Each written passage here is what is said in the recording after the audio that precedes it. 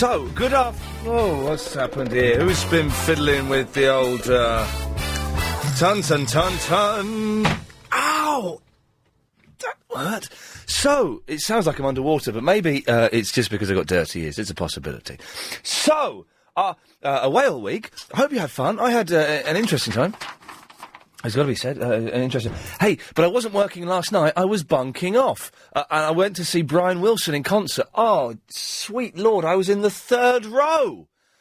He was as close to me as you are, Helen. It was fantastic! And I didn't think I was going to make it, because I was coming down from Silverstone, and I finished that early, and then got stuck in traffic. What's that? There's a fella. Missed the first 20 minutes, but it was in a theatre, the Adelphi Theatre, which is tiny anyway.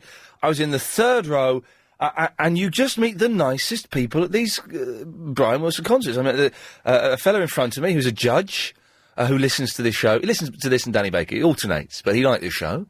A young lad whose name escapes me who gave me a CD because he's going to be a big pop sensation. I'll listen to it. If he's any good, we'll get him in for Music Thursday. As simple as that. And that's why they call it the blues. Dun, dun, dun, dun, Did you cry? What, the Brian Wilson concert? Yeah, I did, actually. I did cry. How many times? Well, only about 3 times, but I had shivers down my spine. But there's a brilliant bit where he did, like, you know, the hits and then obscure 70s album tracks, the first half. And then the second half was him doing, like, Pet Sounds, the entire Pet Sounds, for the last time ever in the UK. And there was a brilliant bit where he sang God Only Knows. And everyone stood up and gave him a round of applause. And he said, "Oh, do you like that one?" And then the audience started singing it back to him and were doing all the harmonies and stuff, and he just stood there and he couldn't believe it. Oh, I had a little tear then. Anyway, that's not what the show's about today. I tell you what, going through my post, we didn't mention this, Chris, I was going to mention this, but this is, you know, there's a load of posts for me. That package that was for John Holmes, what was in that? Did you open it? Was it any good? Not yet. Open it up. I haven't got it. We'll go and get it. I'll go and get it later. Technically, it's you know, for me. Yeah. Right, so... but one of the things I got sent, apart from that bizarre magazine, I can't read. I cannot read that magazine. It's just too bizarre. It's too wrong. I don't want to see a man's ding-dang cut over, you know, with a spanner through it or something. That's the kind of stuff you get in there. But one thing I got sent, Old Moore's Almanac. Now, Chris, what do you think? It's good to see you, by the way, Agent Chris. Yeah, you too. Nice one. What do you think an almanac is? It's in Back to the Future, too. Oh, okay, yeah, so you've got that much. What do you think it is? Something to do with sports? Not quite. Well, it can be. Listings? Oh, kind of. You're struggling, aren't you? Old Moore's Almanac. Oh, hang on, let's see if line 4 knows. Line 4, oh, they bottled it. Old Moore's Almanac. Sorry? I know. Oh, do you, Jackie? Yeah, it's telling the future a bit, isn't it? It's telling the future a bit. Yes. Iain, can I tell you how much I missed you? Yeah, go ahead. I was driving down my... Hang on, I can look in Old Moore's Almanac and it will tell me how much No, let me tell you, 'cause Okay. it's so good. I was driving down Muswell Hill High Street and I saw you like a meerkat scurrying up and down the pavement, and I thought, Yes. it's Iain Lee, so I put my foot on the accelerator. Jesus. And you got away by 3 inches. I missed you. You tried to take me down? I missed you by 3 inches. Oh, for God's sakes, a woman tried to kill me. Chris, you can't put that on the air. A woman who tried to kill me. I'm lucky to be alive. Anyway, so, Old Moore's Almanac for the year 2000 predictions, and there's a little press release. It's that time of the year again when Barry Belasco, as the voice of Old Moore, is willing and able to discuss with the events will affect us during 2007. Will David Cameron reform the Tory party in time for the next election? Why is Ricky Gervais spreading his wings? How will Stephen Fry resolve his personal difficulties? It's all here. It sounds like the biggest load of guff. I don't really know how it works. Now, you can buy these in, like, Smiths and things like that. They're $1.99, and you see them, you know, sort of in newsagents and stuff like that. If you actually buy Old Moore's Almanac or any other almanacs, could you give me a call and let me know why and how it works? Because I'm looking at it, but it doesn't really make much sense. I've not looked at it much, but I've had a little glimpse at it. Well, let's. Doesn't It just doesn't really make sense. So if anyone can explain it to me, 0870 90 90 973 is the phone number. Iain at lbc.co.uk is the email address. Someone who won't be able to explain it is Verinda. Yeah, isn't it from Back to the Future? Are you just working off Chris's old script? Because Chris just said that. Yeah, I emailed it before him. Let me just check the emails. Let's just see. Nope, no email from you. You're lying. Yes? No! Okay. No! No! Yes! In Back to the Future, it doesn't tell the thing about... it doesn't talk about the future, it talks about the past. Just can't. Listen, I know you're excited to speak to me after over a week of being away, but just calm down, young lady. All right, deep breaths. You're going to upset yourself.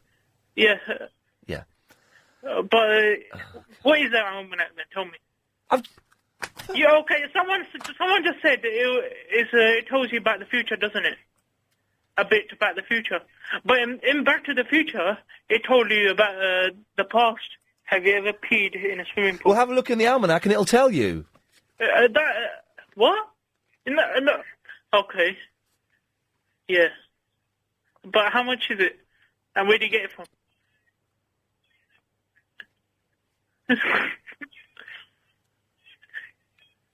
Oh, can I get your one?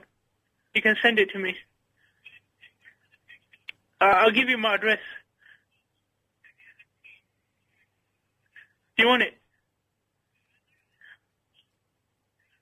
Yeah, just put me through to Chris, yeah. I don't want anyone to know my address in it. You want me to cut myself off in it? I ain't going to do that. I want you to cut me off. Okay, I will. Richard! It's the next year's predictions, and you get them in anything. You can get a Farmer's Almanac, Workman's Almanac, all kinds of things. But do you read it, Richard? Do you get it? No, I think they started in America. Okay, let's hang on. I don't really understand how it works. Okay, let's see if basically somebody guesses what's going to happen in the next year, whether the weather's going to be good, a good summer, hot summer. I think it's saying a lot of notice. I think it's saying that Don Everly is going to die in February, but I'm not sure if I'm reading it properly. There's only somebody's prediction, isn't it? It's Don Everly. Festivals and special events. Don Everly. Okay, well, let's read what's going to happen in February, shall we? Predictions. The full moon on the 2nd of February falls in Leo in a harmonious trine. What's a trine? It's a posh train. Something to do with 3. To Jupiter and Sagittarius, pointing to optimism and well-being. There may be national celebrations and a sense that anything is possible. However, without careful planning, new initiatives will quickly descend into confusion and muddle. Here we go.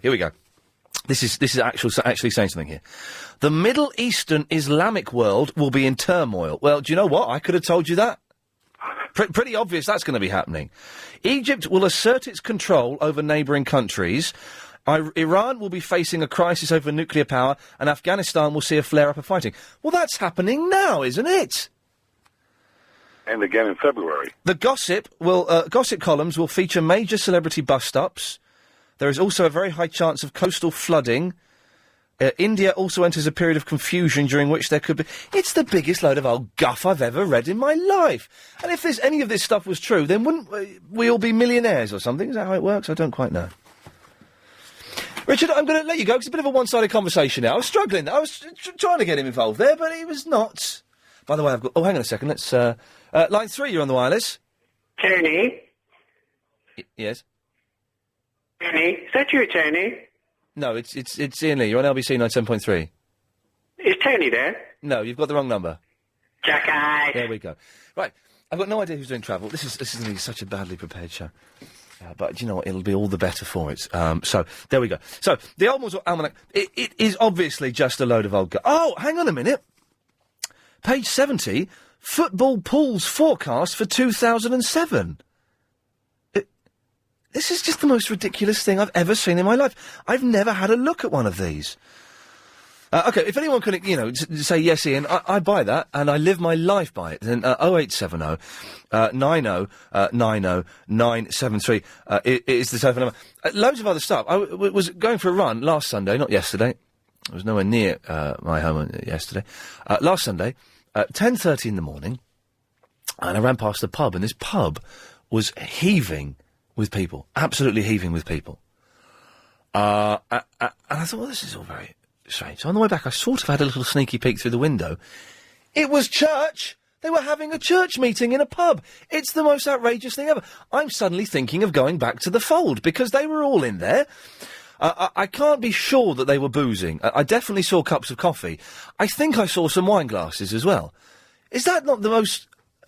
I don't quite know where I'm going with this, but if you want to join in at any point, then you know the phone number and stuff, isn't it? 0870 90 90 973. Iain at lbc.co.uk.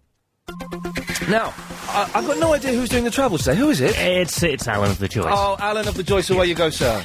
Well, the M25 Northern stretch is closed for around 12 miles. Just call in. I don't care. It's going to take me, I reckon, until probably Wednesday of next week to warm up and get back up to speed at doing this. It's just very different, isn't it, City? It's very dark in here as well. Carol, it's very dark in here. I'm turning up the lights for a bit. I hope you don't mind. There we go. Hello, Carol. That's better. I can see now. There we go. Everything's groovy. It's marvellous to have you back. So, well, you may not be saying that, by the time it gets to 4 o'clock and the novelty... I will. I've missed it like crazy. Oh, well. Well, how? Did you have a nice time? It was interesting. Interesting. Yes, it was interesting. I had some fun and I had some scary times. Oh, do you want to speak about them? Not really. Not really? Not bothered. Well, before you went away, you were teasing us about you... getting kicked off. No, listen, let's not talk about this. I never said I was getting kicked off. I'm just moving to a different slot, that's all it is. No, I know, but the way it came across was that you Okay, were. right, I'm sorry for that. And okay. Steve Allen said that you were winding us all up. Okay. But I didn't believe him, so I wrote to LBC. Oh, God, you're going to get me in trouble, for God's sake. I don't think I said I was leaving. It's all moving, and it's all changed, and it's all out there now. So that'll be groovy in the new year. It means I can... what does it mean, Chris? It means Jonathan's on the line. Oh, yeah. Nice one. Hello, Jonathan. Hello, how are you? Yes, I'm fine. Boy, have I missed your dulcet tones. I know. Well, I have really missed you, I have to say. But I got a bone to pick with you. How come you wore jeans all last week? You said you weren't going to wear jeans for 3 weeks. Yes. No, jeans for a month. But I was forced to wear jeans because of the... if anyone doesn't know, I was doing a television show, which Jonathan has obviously seen. I was forced to wear jeans by them. But I've started again today. I bought some... what do you call the ones with pockets everywhere? Oh, I know. Combat fatigues. Combat trousers. Yeah. But I've forgotten, if you wear trousers that are light... any spillage down the front, do you know what I'm saying? Shows up, definitely. Shows up, definitely, yeah. I've forgotten about that. So. I know exactly what you're talking about. What, do you have, set coffee or something? Let's say it was a coffee. There's 2 or 3 little drips of coffee on my leg. And, you have done that before. Yeah. Yeah, so about this almanac as well. Yes. It's an almanac, it is something that's supposed to be... It's famous, isn't it, for looking into the future and say, but it is gas. It's definitely gas, because I've read one. Well, it's just... Oh, you read it, did you? And can we get... how do I go about getting Old Moore's Almanac for 2006? Because I want to read that and see... Let's tally off how many of the things have actually happened. Yeah, because I read one years ago, not the whole thing. I read bits and pieces of an old one years ago. Yes. And it didn't seem any of it had really happened. No. It was very... It's a bit like mediums. They're very general, aren't they? Could be true about anything, really. Do you know what I mean? It's very vague, but then they do have specific things. For example, there's... Oh. It just doesn't make... In July, the government is going to collapse after months of instability. In Germany, sorry. Not here. Right. So there are areas where it's quite specific. But it would be good to look at the almanac for 2006. But it is nonsense, isn't it, really? It is. I don't think you can tell the future, can you? No, I don't think you can. You can guess. You can have a good old guess, yes. The other thing was... Yes, Jonathan. I have to say, you do look rather hunky in a stripy shirt. Thank you. And the brown one you had on Monday, I think. One second, Jonathan. Yeah, line 4, you're on the wireless. Hello? Hello, you're on the air. Chuck Ice. There we go, thank you. Oh, lovely. He's gone all posh, Chuck Ice. He's obviously had elocution lessons. I think he's gone posh when he's been away. Hey, I've got some bad news for music fans. Oh, no Music Thursday? Guess what? They're coming back, the boy band. Now I'm here all by myself. They've split up. Upper Street split up. This is the rumour I've heard. Now, I don't know if this is true. I received a text from a very, very close personal friend of mine who is connected with the music industry, saying that Upper Street had split up. Oh, no. Oh, that's a shame. So there won't be any more of that programme on the telly then, no? No, I don't think so. But this Music Thursday, we've got a very special guest coming in. Oh, who? I don't know if I'm allowed to say. Why not? Chris, am I allowed to say that the Budgie Man's coming in this Thursday? Yeah, why not? Oh, okay, the Budgie Man's coming in. The Budgie Man? Is he bringing his budgies with him? I've asked for the budgies. Okay, nice. Not Budgie as in, The band? No. No. It's some bloke who's got budgies and he does a song with them. I can't... I think I think he, like, sets up down Covent Garden or something like that. And, Chris, have you got the single there? Can we play a bit of the Budgie Man? I don't know what his gimmick is. Well, his gimmick is he's got budgies.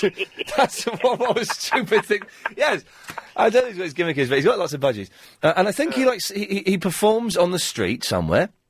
He's got a CD out, and he's coming in this Thursday, and it's going to be... hopefully he'll have his budgies with him. What about that girl that rang? Can you remember that nice girl that rang up a while ago, and she said to you, she sang in a band or something, and you were going to book her? Oh, yeah, shit, well, I think she's, still got... Is this the song when he's going to have a little listen? This is the Budgie Man.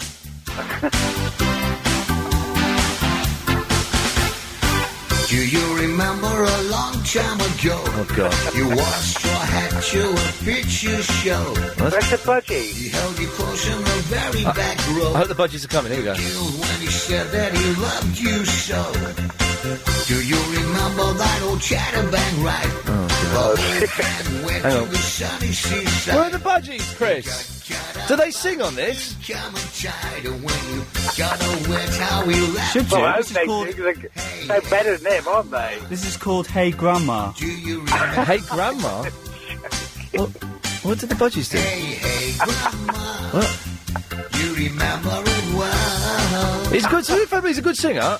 Yeah, he has got a lovely voice. Yeah, I should ring up on Thursday and book a call. Hey, Grandma, do you remember it well? Oh, wow, he is It's good. good, though, isn't it? He's coming in on Thursday. Yeah, well, where were the budgies? I still didn't hear the budgies. I don't know. Yes, maybe they just sit there on a stick. Oh, I used to have a little grey budgie, didn't I? Yeah, he put the phone down there. He puts the phone down on himself. I've not missed this bit of it. I've not missed the fruitcakes. 0870 90 90 973 is the telephone number. Michael's in Croydon. Good afternoon, Michael. Hello, Ian. How are you, mate? Do you know, it's good to be back. Yeah, mate. It's great to have you back, mate. Very, very supportive. I think the budgies were on the band, I think. They were playing the instruments, I reckon. The budgies are on the keyboard and the drums, are they? Okay. Yeah, I can hear the tapping of the fingers, the claws on the notes and everything. Yes, that would make sense. Sense. About the almanacs thing, I think it's more of a statistics book rather than actually trying to predict the future, because the one in Back to the Future 2, he sends it back to himself, doesn't he, Biff? He goes back in the time machine and then he sends it to himself, like, back in 1955, but then if it was, like, predicting and then he put all his money on the bets and stuff, he wouldn't have won all the stuff because half it would have been untrue. Yes, so right. I think it's more... Okay. God, I can't believe we're deconstructing Back to the Future 2. Oh, mate, favourite film, mate. Back to the Future 2 is definitely the best one of the series. But, yes. I guess it can mean a list of dates and facts and things. But Old Moore's Almanac is definitely predicting the future. Is it? Oh, okay. You sound like you don't believe me, Michael. I believe you. I've not read one before, so I can't disagree. When's your birthday? September 19th. So that would make you a... hang on a minute. Not Libra. You're Virgo. That's right. Okay, so next January for you. Listen to this. Things should be proceeding smoothly for you at work. Make the most of your ability to get along with others, especially those in authority. A valuable time for personal and professional... It's just a load of... It doesn't say anything. It's not saying anything about anything. No, but I'll take the things going well for me at work. There's a bit of salt as well, you know. Okay, that's January. Let's have a look at February. Things go really badly for you at work. It turns out you're a bit of an idiot and no one likes you. Now... Yeah, the book's rubbish, you see, obviously. There you go, Michael. Thank you very much there. It's, I wouldn't mind speaking... Now, listen, I don't often say this. If you're a Christian and you go to church in a pub, give us a call. How does that work? I just couldn't believe it. Very rarely I ask to speak to anyone who associates themselves, with a religious faith. But if you go to church in a pub, how the flippin' hell does that work? Because I saw it last weekend and it blew my mind, and I was thinking, well, maybe it's quite a good idea, I suppose. 0870 90 90 973. Joe, would you go to church in a pub? I would.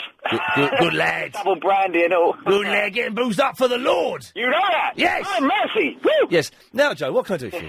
Yeah, I've seen the Budgie Man outside the Tate Modern. Absolutely hilarious. What does he do? Right, he's got this, budgies, obviously, more than one. He's got quite a few, and he has them in a cage. Oh. And then it's all right, though. He gets his little CD out, what he was listening to. Yeah, Hey Grandma. Yeah, Hey Grandma, and he starts singing, and then gets a stick, and they all come out and they start bopping about on the stick. It's fabulous. So they just dance on the stick? Yeah, they do, like, little tricks, and he's sort of, they're very tame. I don't know whether or not he's clipped their wings so they can't take off and fly away from him, but... Well, I know that what we need is, I never thought I'd ask for this, Tallulah, if she's listening, because she's got a budgie in a balloon. Yeah, maybe you could get... maybe you could get Tallulah a budgie and balloon and the Budgie Man with all these budgies. No, Got about 8 or 9. But how are we going to convey their dancing on the radio? It's just... Whoa, can't we set up, like, sort of a webcam in the office or something? No. 0870 90 90 973. It's going to be one hell of a week. And here's the spare room. It's just full of boxes. And show. I really have forgotten how all this works. I forgot I have to come back here and do, like a little 30-second bit up until the news, which is fine. It'll all be, yes. So, okay, churches and pubs, almanacs. I'm guessing it's mainly girls that buy into this whole astrology and predicting the future nonsense. If you do, I'm not going to... I'll take the mickey out of you a little bit. But if you can phone up and defend this scarf, then 0870 90 90 973 is the phone number. Iain at lbc.co.uk. More of your calls after the latest LBC News. Hello, show. Chris, what's your language? Microphones are live there. We all could have heard you, I didn't do any swears. You did do a swear. You did do a swear. And that's going to be, if that was on the microphone, that's going to be in the montage. I can do you for that. What? Excuse me? What was that all about? So, hello, yes, Ian Lee here, back after a week of standing in the cold for flipping ages. Slightly, do you know what? I've genuinely forgotten sort of how to do this as smoothly as we did, 9 days ago. No, it was more than that, 10 days ago. I don't know. Please just allow me to have one slightly rocky day as we get back in. Professional presenters, Clive Bull, when he takes time off, comes back straight into it, because he's the governor. And he can do those. Is Clive in this week? Clive's in this week, is he? 8 till 12, good. He can do it straight away. Me, on the other hand, am a novice when it comes to radio broadcasting. I can't remember how to do it, and I get a little bit flustered and a little bit uncomfortable. But it'll be all right, Barnsworth. It'll be all right. We'll get there in the end. I know. Hi. How's it going? It's fine, thank you. How are you? I'm all right. I've got a frog in my throat, actually. Some water. It's good to have you back here, and I've really missed you. I've missed you too. Yeah, I bet you have. I think I may have heard you over the weekend speaking to Nick. I'm not totally sure. I might have. Yeah. I was listening to a bit of Nick. He was actually talking about you last night. Because his producer mentioned that you were on the race, and Nick was like, "Oh, that's news to me." All right. And he said like he would like watch you if he'd have known. Oh. And he said he's a fan of yours as well. He said he is a fan, or he isn't? Yeah. He is? Oh, well, that's good, because I think he's brilliant. Nick Abbott, of course, Saturday evenings, and filled in for me last night. I heard a bit of him last night. I heard a little bit of him last night. I didn't hear too much, but I kind of fell asleep listening to him, so I was shattered. Well, that's good to know, because God damn it, let's slap each other's backs. He's brilliant. That sounded sarcastic. I didn't mean to. He genuinely is brilliant. So, nickabbott.com. So, Barnsworth. Right, this thing that's supposed to predict the future. Oh, the Oldmore's Almanac that has been sent to me. By the way, this dude, we can get this guy we can get Oldmore on the phone. But I don't really fancy it.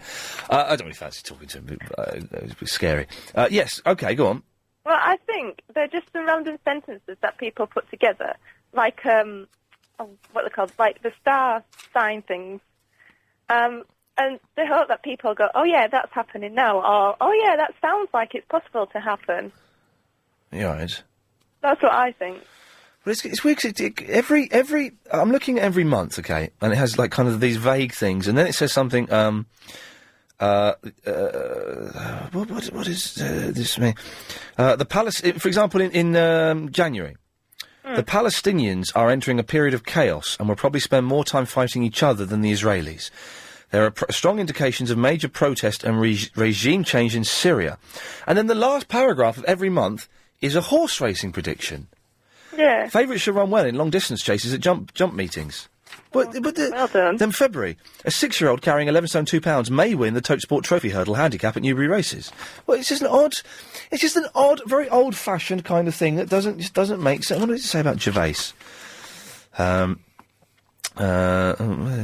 In 2007, Ricky may feel the need to make changes and broaden his career range. By April, new writing commissions or personal initiatives could be underway, as well as lucrative social contacts. It's pretty obvious, though. It is a bit obvious. I could write an almanac, and it would probably be as accurate as that. I don't believe... Because it's all based on astrology. And I don't believe that the stars and the planets control our lives. Of course they don't, do they? And we'll get some hippie phoning in saying, oh, well, the tide is affected by the moon. Yes, so what? What's that got to do with anything? Well, if the tide is affected by the moon, then so are our lives, because we're 80% water. That's a rubbish argument. Yeah. And if anyone phones in and gives that argument, I'm cutting them off straight away. Yeah, I don't believe in astrology anyway. No. Do you believe in astronomy, though? No, I'm a girl. It's girls that believe in stuff like that. I believe in astronomy. What's that? It's just like looking at stars and stuff, isn't it? But not using them to predict. Who's that man who plays the xylophone? Not Patrick Moore. He's in Emmerdale. Patrick Moore. Is it Patrick Moore? He's an astronomer. Yeah. And I believe in him. He's the games master. Yeah. Yes. There's a difference, isn't there, between looking at... Oh, I've got a machine here. I realise I don't need to do that. I've got a machine here that does this. Hang on. Years. There we go. Years. Yes. Years. There we go. Anything else, Barnsworth? Yeah, that's it. It's a bit random today. It'll be back up to speed by tomorrow. Okay. Lots of love. Bye-bye. Or maybe it'll be back up to speed now. It's Philip in South Norwood. Good afternoon, Ian, and welcome back. Good afternoon, and welcome back to you. Before we get on to the almanac, Yes. are you going to have Michael McKean in on Music Thursday? Oh, he's around and about, isn't Yeah, Mighty Wind, Spinal Tap. Yes. Would that be great? Chris, get Michael McKean in. He is, he's the blonde one in Spinal Tap, not, Derek's, is he Derek St. Hubbins? I'm going to forget the names of the group. Because I always watch them. I like the Mighty Wind myself. Yeah, I prefer Waiting for Guffman, which he's not actually in. There's Nigel Tufnell is Christopher Guest. Yes. Derek Smalls is the bass player. Mm. Oh, I can't remember what the name of his character, but yes. I mean, he's had such a career, hasn't he? Yeah. I mean, Laverne and Shirley. Michael McKean, can we get him in, Chris, for Music Thursday? Is he still alive? He's appearing in a London play, Chris, in the end of this month. Oh, what play is he in? Oh, I haven't got it to hand, but he's in a play with Neve Campbell. Chris, make it so. Can we have Neve Campbell as well? No, I don't want Neve Campbell. I want Michael McKean. Yeah. We're trying to get... let me give you a clue as to who we're trying to get, and see if you can get it from this musical clue. Happy days. Oh, you're trying to get Mr. Winkler. Happy days. We're trying to get the Fonz in, ladies and Because gentlemen. he's down in Wimbledon, isn't he? He's in Wimbledon. I'm going to go and see him on, I think, Sunday, the 9th or 10th, whatever it is, of December. I've got tickets. Wow, that's going to be really good. Just one other quick thing here before I get on to my main point. The Fonz... Hang on. The Fonz and Bobby Davro in pantomime together. I want a team. Well, it doesn't get any better than It that. doesn't, does it? No. Oh, I watched 2 series of Lost in an hour last night. What? I watched that programme on Sky 3, where they explained 2 series of Lost in an hour. Oh, was that any good? It was. It was for me. I mean, I don't like Lost. I mean, you know that. Yes. But I watched it. Yes. And I thought it was entertaining.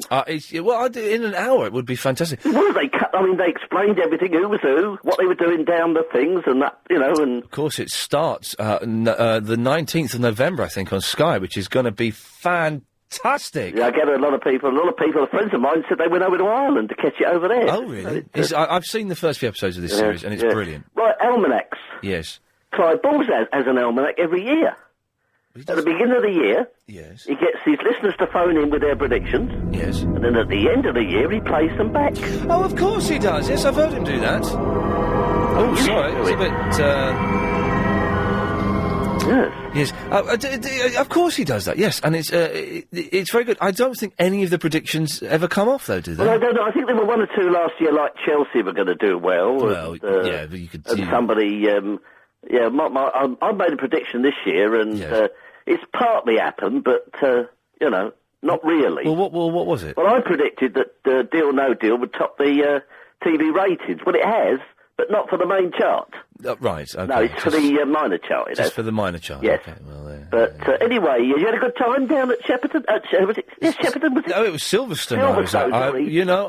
I know more about motor racing than I ever wished to know about motor racing. That programme on Sky 3 looked as though it was, very hectic. It was very hectic. It was very under-rehearsed, but that's the way I like it, baby. Yeah, it was. Can you believe that the lead singer from AC/DC was going to walk off because I said that Kiss were better? Oh no! He was a very nice man, Brian Johnson, but he was going to walk off. Oh wow! I suppose temperaments, egos, and there was, it was an exhausting time. Philip, I'm going to move on. Okay, all the best. Good lad, thank you very much, Bernadette. Oh, hi, Ian. Hello, Bernadette. Hiya.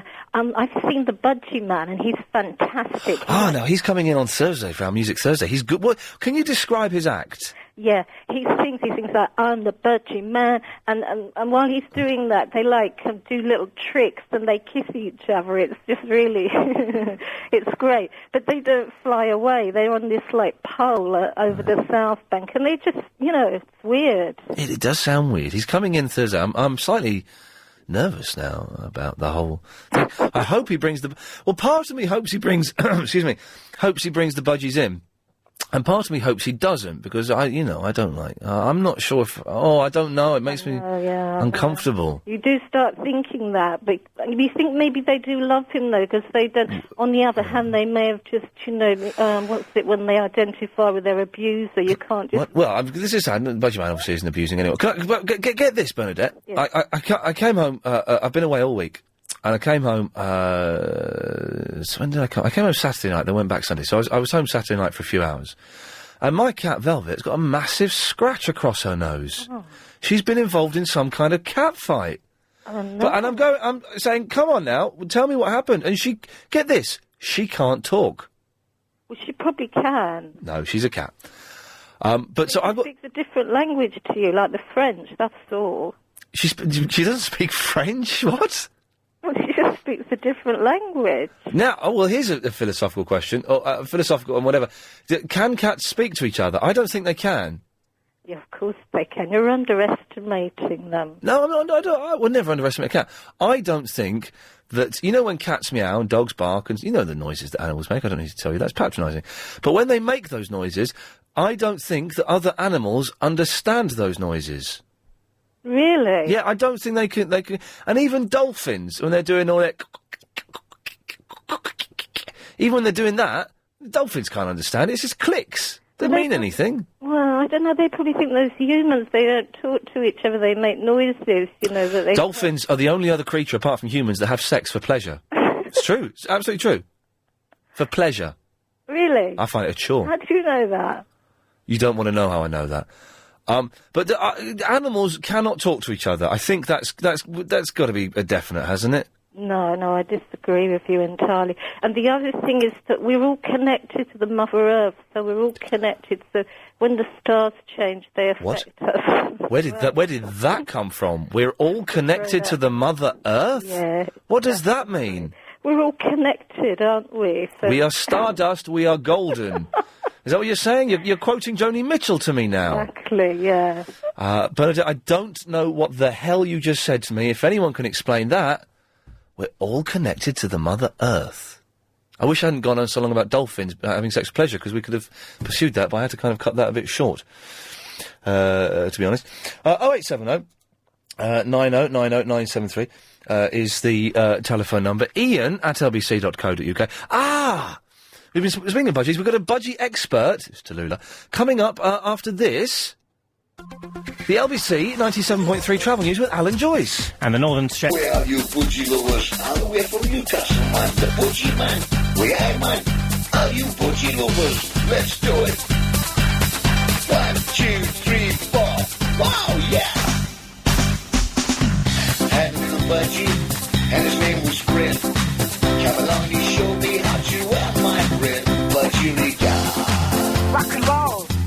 me dream you star.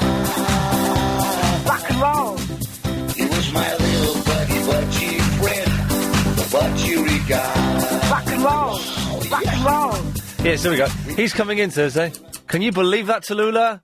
Hello, you. Hello, you. That's even phased you, I think. Oh, well, no, I met him.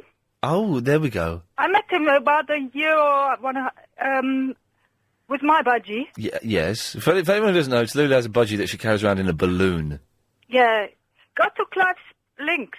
Then you go on my website and there's me, the town crier, and the budgie. I'm fine for that, thank you. Yeah, I heard you. This is what I heard on Nick's show, was you talking to the town crier. That was it. Oh, I see. Okay, but, Are you all right, Tallulah? You sound a little bit down. Oh, no. You sound confused. Confused? Why? No, I'm not confused. Not at all. Hey, guess what? I've got a new favourite band. Guess what they are? I'll give you £20. Beach Boys. No, a new favourite band. It's gone down to £15. Oh, well, I don't know the new stuff. Oh, okay. What is it then? Tell me. Well, it turns out I'm a 13-year-old goth girl that likes to dye my hair and do all kinds of things with blades, if you listen to the day. My Chemical Romance. Have you heard of them? No. They're fantastic. Have you heard them? Oh, God. Basically, I've been stuck in a room for a week when I've not been standing in the cold, with the only channel I had access to on the TV was the Hits channel. So I know all the words of To the Left, and McFly, but also all they played was 3 videos. It was Beyonce, McFly, and My Chemical Romance. And the first time I saw it, I thought, this is rubbish. Second time I saw it, I thought, this is terrible. By the 5th time, it's the greatest song of all. I got the album today. It's fantastic. It hit you. It hit me like a ton of gothic rock. They're genius. Let me tell you something. You know what my budgie says? To the left, everything you own in a box to the left, in the closet, that's my stuff. Yeah, keep your hands off, you can't touch. That's Beyonce. That's not rock and roll. I know the words to Beyonce, ladies and gentlemen. But do you know what my budgie says when he gets up in the morning? You don't know me at all, you don't know me at all. I could have another you in a minute. Matter of fact, he'll be here in a minute. It's Beyonce again. You know what he says when he gets up in the morning? What does your budgie say? I don't know, Tallulah. What does your budgie say when he gets up first thing in the morning? He says, come on. And then he says, come on, let's get you a treat. Let's get you a what? A treat. A treat. That means it's breakfast. Okay. But it doesn't mean that, though. I know. It does. It doesn't mean that. He doesn't know what he's saying. Oh, definitely. He does not know what he is saying. He knows that if he is programmed to say things at certain times, and that making certain noises may get a reaction out of you, i.e. you give him food, but he does not know what he is saying. He's learning words exactly like children, because children don't know what words mean. He doesn't have get the connection. He does not have the brain power to make the connection. But I'm in the middle of making my music with a budgie, but he will speak on there. But he'll make the noise, and it will sound like he's speaking, but he won't know what he's saying. He does. He says... I don't think you know what you're saying half the time. Oh, man, of course I do. Okay. Anything else, Tallulah, or did we just kind of ground to a halt there? Well, the buddyman is great. Okay, excellent. Ben! Oh, yeah, how are you, mate? I'm all right, Ben, yes. Enjoy your week off?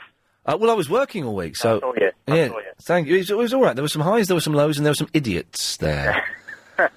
Let's just say, I won't be watching Lock, Stock and Two Smoking Barrels again. Won't you? No, I never saw it in the first place, actually. But I haven't seen it either. No, bobbins. Yeah. Anyway, Ben. Yeah, you talk about man and dolphins, the only animals that like sex. The only people that indulge... Well, yes, the only creatures that indulge in sex for pleasure. What about monkeys in the zoo? I've seen them enjoying themselves. Well, yeah, no, well, I've seen them enjoying themselves, yeah, but I've not seen them making love. Well, the dogs make a heck of a racket when they get going, don't they? Well, let's not, too much there. Okay. But dogs, but with dogs and monkeys, it's just instinct, and they are driven by instinct. They won't say, a monkey won't have. It's doing it because he wants to make baby monkeys, not because it enjoys it. Well, I've seen them in the zoo. And definitely not going to make baby monkeys what they're. All right. Now, listen, I've mentioned this before, but I did with my last girlfriend. We went to Monkey World, And a monkey was looking at her with, and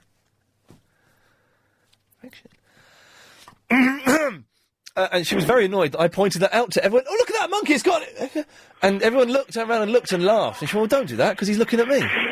Terry! He's gone, there we go. Right, so, now I remember how it works. You get people sort of half phoning in, and then they, I'm going to touch one of these and just, see what happens here, because Chris is obviously slacking off. He's sitting there with his feet up on the desk, looking like some super criminal, doing the finger pose thing there. It's not put any calls up, so I'll, Hello? Hello, Mona, it's Iain Lee, you're on the radio. Hi, Ian. Hey, Mona. I didn't realise I'd missed you, but I've missed you. What does that mean? You didn't realise that I was away last week? No, I realised. I didn't realise that I would miss you when you were gone. But you did miss me. But I did miss you. Good, as it should be. As it should be, Mona. Is it? Is it I'm now? not Mona. Who are you? I'm Danny. Well, how come when I said Mona, you're on the radio, you went, yeah, okay. Yeah, because I was, like, panicking. Because I was in the door and then I heard... So you when you're panicking, people can call you anything in the world. Yeah. And you will say as long yes. as I'm on LBC, I don't mind. You don't mind. Well, who's Mona then? Oh, she's my auntie. This is the craziest thing. Okay, right. Well, can I call you Mona anyway? Because it says that on my screen. All right, fine. Nice one. Listen. Yes. You know you were talking about horoscopes. Yeah, it's all made up and nonsense. Yeah, I used to think that. And then something just happened. for a laugh. Yeah. I went to a palm reader. Right. Okay, well... In another country. Yeah. And I didn't tell her what my age was, what I did, or anything. Right. And she told me I was going to study further. Oh, really? Yeah. That's incredible. And what happened? And I said, okay. And I thought she was a bit crazy. Yes. A bit mental. Yes. And then I, just for a laugh again, somewhere else, showed my palm to this old man. You showed your palm to an old man, did you? You didn't know what he was doing, or... No, Okay. he was pretending to be some... Okay, Mona, we'll find out what happens. God, it's the slowest, dullest story I've ever heard. After these... When the people at Concern asked me to help... Right, Mona, who's not actually Mona, but is Mona for the sake of this, is telling us a really long story about... Yes. It's not even about horoscopes, is it? It's about palm... it's about palm readers. It's the same thing, mister. Well, it's not. It's different. One is hands and one is stars. Well, same difference. Okay, get to the point. All right. And so this guy, again, said to me that I was going to study further. Study further, yes. And I thought, what? Not two people. No, not... Totally unknown to each other. Yeah. And guess what? I showed a third person again. Oh, jeez. Guess what they said? That you're going to study further. And I was going to be really famous. And I was going to be on the Iain Lee show. Oh, and now I have studied further. Jeez. Right? But Chris, can I be famous. Can I get another week? He's gone. Can I get another week off? Is that doable? At short notice? No. How are we mentals going to survive without you? So your story is that you were told you were going to study further, and you studied further. Yeah. That's it. How old are you? I'm 92. Oh, don't call back. Okay. There we go. Right. What? I've wasted like 4 or 5 minutes of precious LBC 97.3 airtime for that. I'm disappointed. Where is he? Where are you? What are you doing? What are you up to, Chris? Where He's have gone you to been? first aid. Oh, what is he? I know exactly what he's done. He's bitten the skin off around his thumb too far, hasn't he? And it's bleeding again. I mean, No. Well, what have you done then? It was that finger. Okay. I'm in an awkward position now because I've got a minute and 45. I've really got to have a meeting and sort this out. I've got a minute now and 35 until the news. It's not really long enough to put a caller up, but not too long for me to talk and sustain that talk. So what I know what I'm going to do. Hang on a second. Right, I'm going to do this. I'll work this out. Oh no, hang on a minute. Oh, let's do this. Hello? Paul, can I call you back after the news? Of course you can, my friend. Good lad. Okay, well, that's filled some time. Don't forget to call him back, 'cause he's off the screen now. Let's, line 3, you're on the wireless.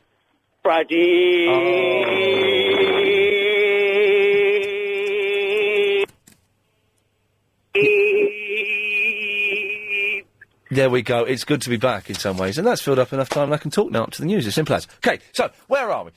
Predictions and almanacs and things like that, it's all a load of old nonsense, isn't it? Isn't it? Palm reading definitely is nonsense. All you do with palm reading is you just flatter people. And make vague things about what are going to happen in the future. Astrology, it's nonsense. Of course, the stars and the planets can't control the future. Churches and pubs we mentioned, which is all fine. And this was what I want to know. Right, I'm going to say 3 words to you. I don't know what this is. Okay, I need you to tell me what this is. High School Musical. Now, if you know what a High School Musical is, 0870 90 90 973. Hopefully we'll find out after the latest news, isn't it? Let's be having you. So, what have we mentioned so far? Old Moore's Almanac, astrology. Just been dissing astrology in general. It started off specifically about the almanac. Still don't really understand how it works. Still don't really understand. But, you know. I read here, there's something about Stephen Fry. What did it say about Stephen Fry?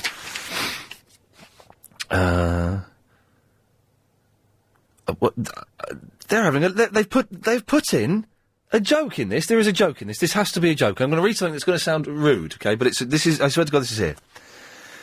If that impatient Uranus sometimes leads him astray, Stephen also has a talent for reinvention. That's in there. They've made a rude joke in there. I can't believe it. OK, so we're mentioning that. We're just dissing that. No one has actually phoned up to say, yeah. Well, apart from the Bridget, I think it was, who said we're all connected to Mother Earth. No one's really phoned up to defend the predictions of fruitcakes. Basically, 0870 90 90 973. And I asked before the news, what is High School Musical? And still not had many calls in, so if you can keep ringing on that, then that'll be really good. And Chris will... Chris, we've not had many calls at all, have we, on this, the High School Musical? I've got plenty. OK, but we could do with a few more, couldn't we? No. Just a few more. OK, get those 3 calls there. Jason and Ted and 3949. London Elvis. Hello. Hello there, London Elvis. First time I'm calling you, and it's a pleasure. It's a pleasure to have you. Yes, good. High School Musical. Now, I mean, it sounds kind of obvious to me. It's one of 2 things. It's either a musical that you do when you're at high school, like when I was Chino in West Side Story, or it's a musical about high school like Grease. Now, that would be a High School Musical. You're wrong on both counts. From what little I know about it, you're wrong on both counts. Well, they're good arguments I've given you, haven't they? What reasonable suggestions? No. I'll tell you what, because I've seen an advert all weekend. High School Musical, the album. Buy the album, High School Musical. In fact, it was all last week. High School Musical, buy the album. Get it. Now. Tesco's. Tesco's were pushing it along. And I thought, what is this? Now I've said it out loud. I've got a feeling a caller might have mentioned it a long, long time ago. I don't really know. But I can't really remember it being part of my consciousness before. And then Saturday morning, I was watching that awful... Has anyone seen the BBC... I guess it's on BBC Two now. BBC Two, Saturday morning kids show, TMI or something, with these 2 idiots on there and a really beautiful girl who's beautiful. And one day maybe she'll be aware of me and fall in love with me. But 2 idiots. And it's awful. They made a really filthy joke on there as well. There's a really filthy joke on there that even I was shocked at. I thought, no, that's not right. It was something even I would balk at saying. And they did it on a kid's show. But then they said, and now it's the latest one from High School Musical. And then they played, it was kind of like a pop video. But I could not make out what was going on because there was applause in it. It was all very odd. Hilda, do you know what High School Musical is? Well, I think it's Grease. No. It's not? No. Oh, okay. Never mind. How are you, my love? You all right? I'm fine, thank you, dear. What have you been up to today? Anything exciting? I was right in the middle of making an apple crumble when I heard that. Oh, now, come on now. No one makes crumble anymore, do they? Oh, I do. How do you make the crumble? Just butter, flour and sugar. Butter, flour and sugar, it's as simple as that. Do you ever make rhubarb crumble? Yes. Is it true that if you don't cook a rhubarb properly, it's poisonous? I know the leaves are poisonous. I don't know about the other stuff. I've ate raw rhubarb. Do you know, I nearly gagged them when you said that. You can't eat... I thought that raw rhubarb was poisonous. I don't think so, because I've ate it raw. I've dipped it in sugar and ate it raw. Oh, do you know what? I really fancy a rhubarb crumble now. I really fancy a rhubarb crumble. Oh, I haven't had one of those for years. There's no rhubarb about at the moment, Why is that then? because it's out. It's not time for it. No. Well, it isn't Greece, Hilda, but thank you. That's all right, dear. There we go. Thank you. Bye. Bye-bye. What a nice lady. Is he? And yes, I know that Chris is talking to Mr. Hooker, but still, you should have some calls up by now. Unbelievable. You're watching this, aren't you? You should have some... I have to take one of these now, and this could be any kind of fruitcake that comes through. Line 10, you're on the air. Oh, hi there. It's Al here, calling from Surbiton. Can I call you Al? Yeah, sure. Excellent. Oh, is that Ian? Yes, you're actually on the wireless now, live as we speak. Yeah, it's about High School Musical. Oh yes. It's a new musical. I bought the DVD in Australia. It's been released. It's been released out there, but it's not here yet. Right. So you can't get it here yet. I don't think so. Because they're advertising the album, and they played like a clip of it. It's going to be the latest craze at Christmas, I think. Wow. Big orders coming through to the shops and everything. So what the hell is it then? I don't know. It's got some kids auditioning for a musical in a high school, and they play basketball and they sing and dance at the same time. I thought it was The bit I saw was in the basket, was in like the sports hall, and there must have been 500 kids. Well, except I say kids, but they were all about they were all about 17, 18 years old. So you've got these 18-year-old girls. Dressed up as cheerleaders, which is, is a look that works. Right. And these men, some of whom, you have to question, just dancing around and singing. And every time a new one started singing, from nowhere, this massive round of applause would pop up. Yeah, I got disinterested in it. I didn't watch it. Why did you buy it? Well, because I just like buying DVDs. What? That's the only reason. You just like buying DVDs? Yeah, I don't have time to watch them, but I like buying them. Well, now, isn't that funny you say that? I'm trying to stop myself buying DVDs because I've got, let me do a rough approximation. I've probably got 200 DVDs at home, and Is that all? Sorry? Is that all? How many? Oh, how many have you got then, sir? Oh, it's about 800 or something, catalogued. You catalogue them? Well, there's a program on the net that you can sort of store it. Why? You upload your collection to the... Why? Why would you upload your collection to the net? So it's easier to find out, what you've got, so you don't buy them again. But you could just have a look, couldn't you? Well, alphabetical order, that's what you want? Yeah, they're stored in alphabetical order. Oh, get this. You type in your whatever number that is, the ISBN number or whatever number that is. Jesus. And it brings up the... and what does your wife think about this, Al? Which wife? Exactly. Now, get this, though. I'm turning into you. At some point, I must email the dude today, in fact. At some point, in the next few months, I'm getting some really nice handmade shelves for all my DVDs and my CDs. And already, this is so sad. I don't know if I should say this on the radio. Already, I'm excited. I've got maybe like 1,500 CDs or something like that. A lot of CDs, and they're all over the place, and they're just stacked up, and it's a mess. I'm looking forward to putting them all in alphabetical order. I'm looking forward to setting aside. This is so geeky. Setting aside a whole weekend where I just spend the weekend alphabetising, if that's a word, my CD collection. And what does your wife think about it? What wife?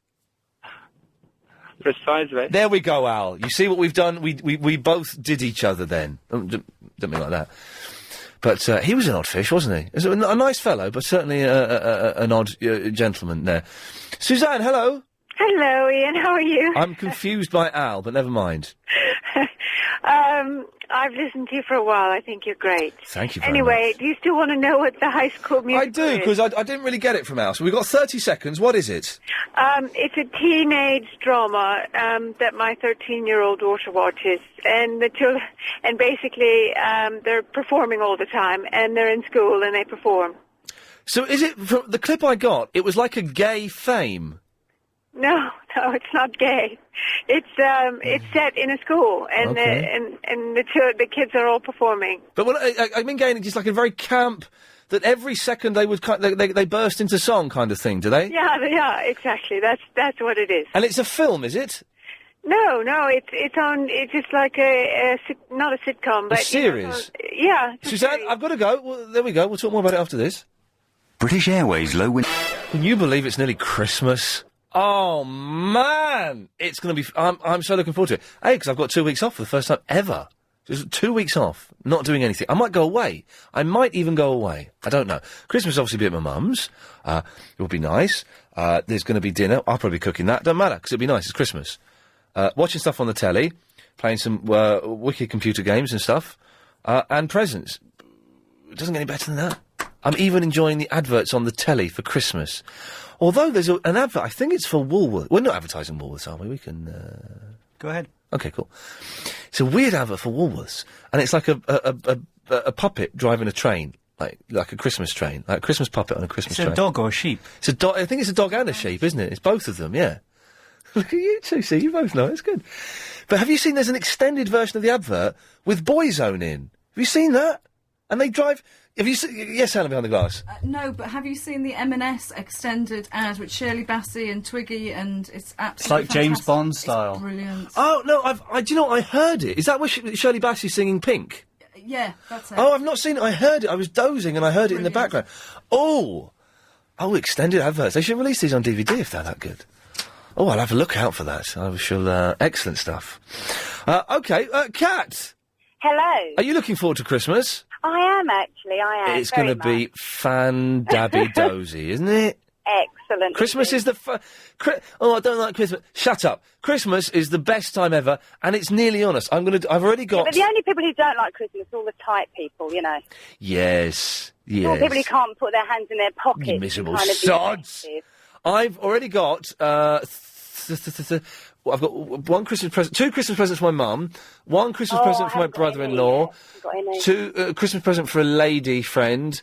Maybe I might go shopping on Sunday and do it all Sunday, get everything on Sunday and then get it out of the way. Oh, you are good. I'm a good boy. You are. Very good boy. Now, Kat, what can I do for you? Okay, High School Musical. High School Musical. Everyone you've spoken to is speaking utter rubbish. Oh, okay, go on then. Right, okay. High School Musical is on the Disney Channel. Right. And the only reason I know this is because my 5-year-old is really, really into it. Plus, I'm a teacher in a secondary school, and I'm an assistant head teacher, but I'm also in charge of music, and all my school kids are banging on that they want to do 2 of the songs from the High School Musical. In their High School Musical? In their Christmas concert. Oh, God, really? Yeah, it's really kind of... because it's always being shown on the Disney Channel, and it's just always... It's talk about overplay. It's really overplayed, but it is really good. But I can tell you the gist of the story if you want. I'd like it if you sang the gist of the story. Oh, you're joking. Come on, come on, Kat, come on. No. I couldn't even remember it, to be fair, even though I've heard it so many times. You can sing a bit of the song, Kat. No, I can't even bloody remember it. Oh, and that's... You use that language when you're teaching young people, do you? Shame on you. Potty mouth. Only in the staff room, Okay. Yes. Are they still allowed to smoke in the staff room? No. In our school, we've got... Disappointing. It's actually right near my office. We've got this kind of area just behind the PE block that staff go to. Disappointing, because there's nothing better... there's nothing better than when you have to go to the staff... You know when you're a kid and you have to go to the staff room... And you have to knock on the door. And you have to knock on the door, and it's humiliating. And it is humiliating, but you open it, and you just get a glimpse of what teachers are like in the real world. And you get there's a strong smell of coffee and cigarettes comes out through that door.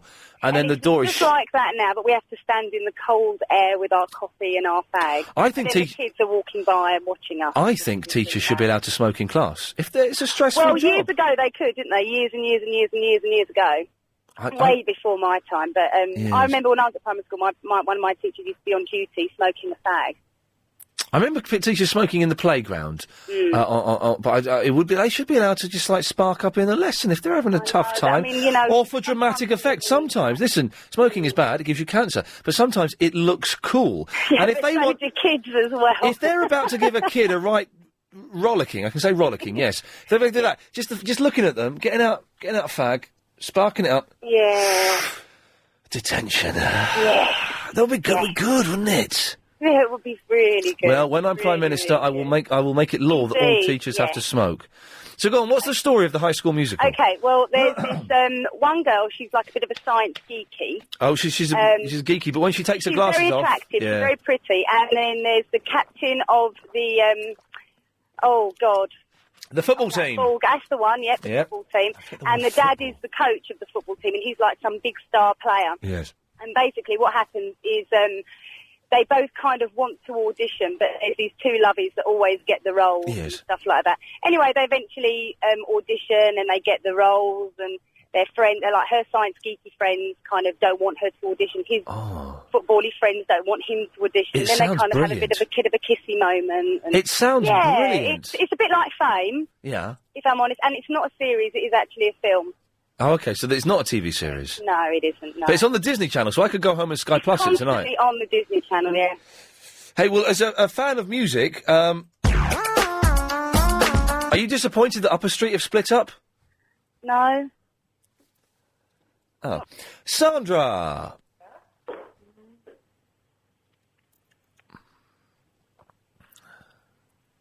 Sandra? What's going on? It's gone. Hello? Yeah, Sandra? Hello? What's going on there? I didn't realise that you'd said hello. Well, I said hello 3 times. What are you doing? Well, I'm in a church hall setting up a charity shopping event evening. But that sentence just got longer. A charity shopping event evening. I am. Talk me through that. It sounds brilliant. It is brilliant. Tell everybody to come along to South Woodford Memorial Hall at St Mary's Hang on. Church. This sounds like a plug. Well, I don't want the plug. I just want to know what the hell it means. Oh, shouldn't say hell, It sorry. means that they're having a Christmas bazaar in aid of charity. And there's lots of wonderful things here for people to come and buy, all crafty things. Right. OK, well, I'm sure they'll all be there. Thank you. Excellent. Anyway, High School Musical. Yes. Your last caller pretty much said it all. I have a 10-year-old and I've been subjected to this many times. It's on the Disney Channel. It's on and on and on and repeated several times every week. Man, I'm gonna go home and Sky Plus this tonight. It sounds fantastic. It is. It's wonderful. I have to say, it's a mild version of Fame aimed at young ladies. Oh. And it's a lovely story. The and it's- song I heard them singing on this Saturday morning show, it was quite a good, pop song. What I couldn't work out, now maybe you can tell me this, I couldn't work this bit out, is every time, basically there were like 200 kids singing this song, but every time a new character, who's obviously relevant in the film, started singing, then there was like a round of applause from somewhere. I can't say I've noticed that. I couldn't work that. That confused me. That obviously when one of the stars started singing, then suddenly you get. Well, you know what applause sounds like. I don't need to act it out. I do, yeah. It sounds like that. You get that, and it just. I found that confusing. I was wondering if they were pretending there was an audience watching the film. If that makes sense. No, but I think you should be aware there is a series of these films. There's also the Cheetah Girls and Cheetah Girls 2. They're all made by Disney and they're all aimed at sort of, 8 to sort of 16-year-olds. OK, Sandra, I'm hunting them down. I think Chris is desperately trying to end the talk about High School Musical. So we've got Ted, we've got Bridget, and we've got Adam. Hello. Hello. Hi. Hello, Ian. It's Adam. Hello. Oh, Ian? Hello. Hello, it's Adam here. Adam? Oh, hi. I'm 15 and I watch it quite a lot. Oh, my sons watch it. I'm Adam. Hi. Hello. Has he left us talking on our own, is he? It sounds like it. Is this the lady who was the teacher? Conversation 3 ways? Or? Oh, it's a 3-way one, is it? Oh, I don't know. The lady who was the teacher seemed to know all about it, didn't she? It's a movie on Disney Channel. Yeah, I think it's been repeated a few I've heard times. it's going to be released maybe at the cinema. Oh, I hadn't heard that. It sounds like It's not- DVD soon, I think, isn't it? It's not going to get released on the cinema. Oh, I thought They're I releasing a second one next year, though. Oh, right, yeah. Yes, it is a TV movie made by Disney, isn't it? Yeah. That's it. Yeah. I don't know much about it, except I've seen Well, lots there's a lad of who clips plays of- basketball, and his dad wants him to carry on doing that and not to go singing as a Yeah. career. They show it on TMI, on clips of it on TMI on I think it's a happy Saturday ending. morning. I don't want to give it too much away. Sorry? I think it's a happy ending, but I don't want to give too much away. I haven't actually seen it myself. Yeah, it looks quite 80s looking. I don't know. It's sort of like a bit like sort of a Grease type, Fame type thing, isn't Yeah. it? It's quite a very catchy song, actually. It is, yes. Yeah. Is Ian going to speak to us at all, or just? I don't know. I think he's. Or are we on air now, or we just gone? I think he's just maybe listening. Is he? Listening in. He's a thinker. Yeah. Missed Ian this week. Last week. Well, I did actually, yeah, because I listen when I go get the boys from school sometimes. So. Yeah, my entire working day. My entire working day is modelled around his show. Oh, I don't start working till 3. Oh. So as soon as I sat down last week, I just started thinking, I'm not going to be able to work now. I've got a name to sort of listen to. Yeah. Yeah. What happened to that lady? Was there a lady on the phone? There was a young girl, wasn't there? She That was me. Oh, she's yeah. still there. Sorry, are you listening in as well? Yeah. Have you got anything else to say? I just wanted to, because the lady missed out all the bits in the film which were really good. Oh. Because, right, so there's Troy, and he's the lead player of the basketball team. Right, is he the And then- one with the... If you've just missed that bit of Ian Lee, you can download the whole new wireless show. Line 6, you're on the wireless. Have you gone? Oh, the bottle is there. That's a shame. Let's try this one. Line 5, you're on the wireless. Hi. Hello, you're on the air. Oh, hi. It's about High School Musical. Oh, yeah, go on. You've got a minute. What do you want? Yeah, basically, no one's got it right yet, but it's like a thing on Disney Channel. Right. And it's like a whole musical they've made about these boy and a girl. Right. And they've decided to make a sing-along and a dance-along and everything about it. I've watched about 100 times. Is it good or is it rubbish? It's a bit naff. It's all right. But you've watched it 100 times, but it's a bit naff. Yeah, but it's my little sister. Oh, it's your little sister. Oh, that old chestnut, eh? No, it's all right. It's just... You love it. No, it's just you think You it'll love be it. more than it is, but they're bringing out a second one next year. Are you going to go and see it? No, it's not in cinema. It's on Disney Channel. But you'll watch it when it's on Disney Channel, won't you? Probably, I don't know. Do you seriously, do you love it? No, it's all right. What's your name? Vanessa. Okay, listen, thank you very much for that. There we go. I think really that, yes. 0870 90 90 973 is the phone number. Here come the news. The show. Right, okay, let's have... I've got this frog in my throat. Why is my email saying I've got 3 emails when I haven't got 3 emails? What's happened there? There's a new email system. Have you had your emails updated? And I don't understand. It doesn't quite work properly. No more calls about High School Musical. Please. I think we've got it. It's some film on Disney Channel where kids sing, but they're not really kids. They're about 20 years old. Some was cheerleaders. And it's, it sounds groovy. I'll go and tape it. Thank you very much. No more... Clear those... can we move... Gary, can you move Vicky out of the way? I want to take a couple of these calls. Hello, line 7, you're on the air. Are you about High School Musical? Nothing. No. OK, well, lovely then. We can talk to you. What do you want? Basically, got a couple of questions. Yes. Am I on the air at the moment? You're on the air now? Yeah, I'd like to know, on your travel report, you were talking about a shed load. Yes. I was just wondering what a shed load of what? It's an interesting one you say this, but it doesn't mean a shed's worth. It means the load has been shed onto the floor. Oh, right. See, I thought shed load of hi-fis, I'll be up there straight away. Yeah, yes, no, it's not a shed's worth of hi-fis, I'm afraid. I've got one, I've actually got 2 quick ones for you. God. Yes? These wonderful satellite navigation systems. Oh, fantastic. Aren't they brilliant? Yes. And when they get stolen, Yes. why can't the police find them? Because they locate exactly where they are. Yes, I'm going to cut you off now. Yeah, did that. Let's just... line 6, is it about High School Musical? It is. We're done. Don't want anyone calls about High School Musical. I'll rattle through these. Line 5, is it about High School Musical? No, it's an idea for a new feature for Ian. Oh, go on, you're on the air. Go on, then. Hello? Yes, you're on the air. Go on. Yeah, hi. I was wondering, before you went AWOL last week, you was thinking of ideas for new features? Oh, we need some new features, because we've kind of dropped all of our features, pretty much. Where did they go? Where did that caller go? Go and get Tracy back. Yes, go on. Hello, yeah, I don't know if you remember. Do you remember the children's TV show Nightmare? Of course I remember Nightmare. It was, where am I now? You're in a room, there is a table with some cheese on it. Pick up the... two step forwards. Oh, you've been killed. Yeah, that thing. Yes. Well, basically, me and my mates were mucking around in the pub at the weekend, as you do, and came up with, via the wonder of 3G mobile phones, video calling. Oh, yeah.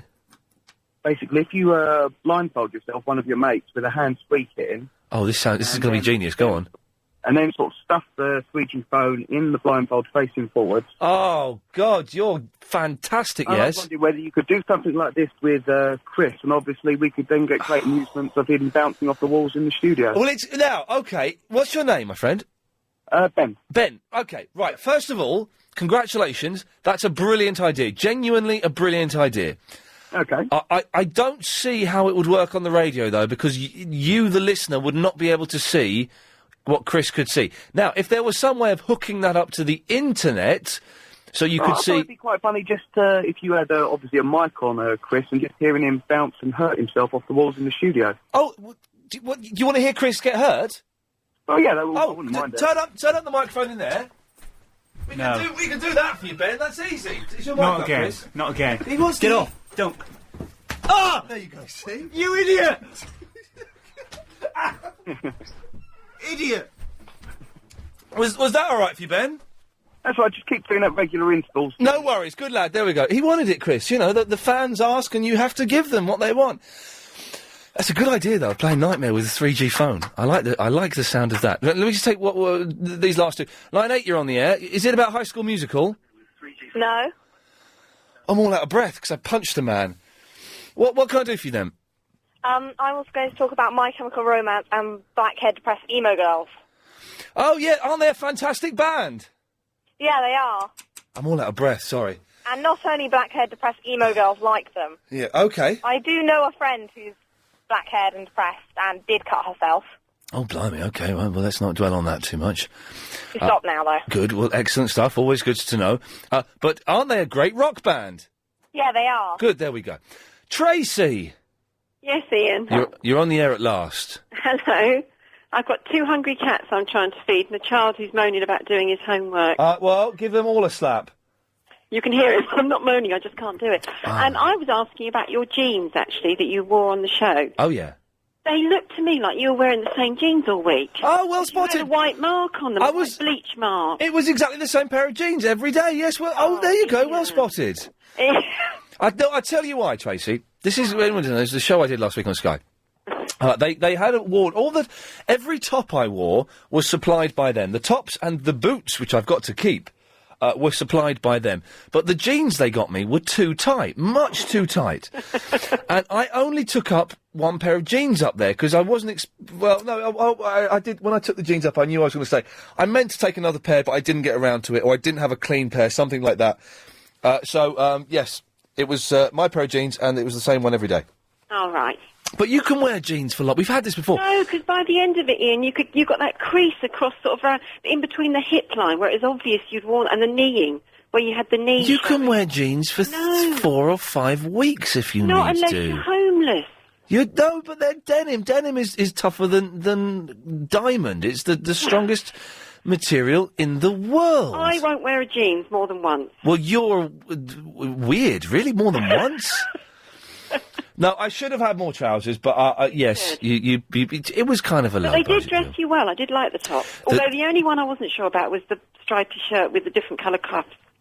Oh, yeah, I wasn't sure about that one. I quite like that. I wasn't sure. I don't know if you saw the one where I was wearing like a jumper with stripes on. I wasn't sure about that. That was a bit mumsy, I thought. A bit mum. I thought I felt like a bit Christmas jumpery. I felt like I'd been dressed by my mum, but then I was doing it and I was in a bad mood because I was under-rehearsed for that show and all the celebrities were whinging. Oh, God, they were so grumpy. You did a great job. That's very kind. Thank you very much, Tracy. Okay, you're welcome. There we go. You can wear jeans for a week. Maybe not on TV. Perhaps you shouldn't do that. But, yeah. 0870 9090 975. I feel we should have a little recap as we've kind of gone off kilter a little bit here. And Gary's just joined and doesn't know what we're talking about. We've done High School Musical now. I'm going to cross that off the list. It's done. I don't want any more calls about High School Musical. We get it. It's something on Disney. Kids sing, and there's an album out, and it's going to make millions of dollars, and there's a second one coming out soon. Brilliant. Nice one. Sorted. Don't need any more about that. No one's called in to say they've been to church in a pub. Or maybe you've just been in a pub and they were talking about Jesus in there.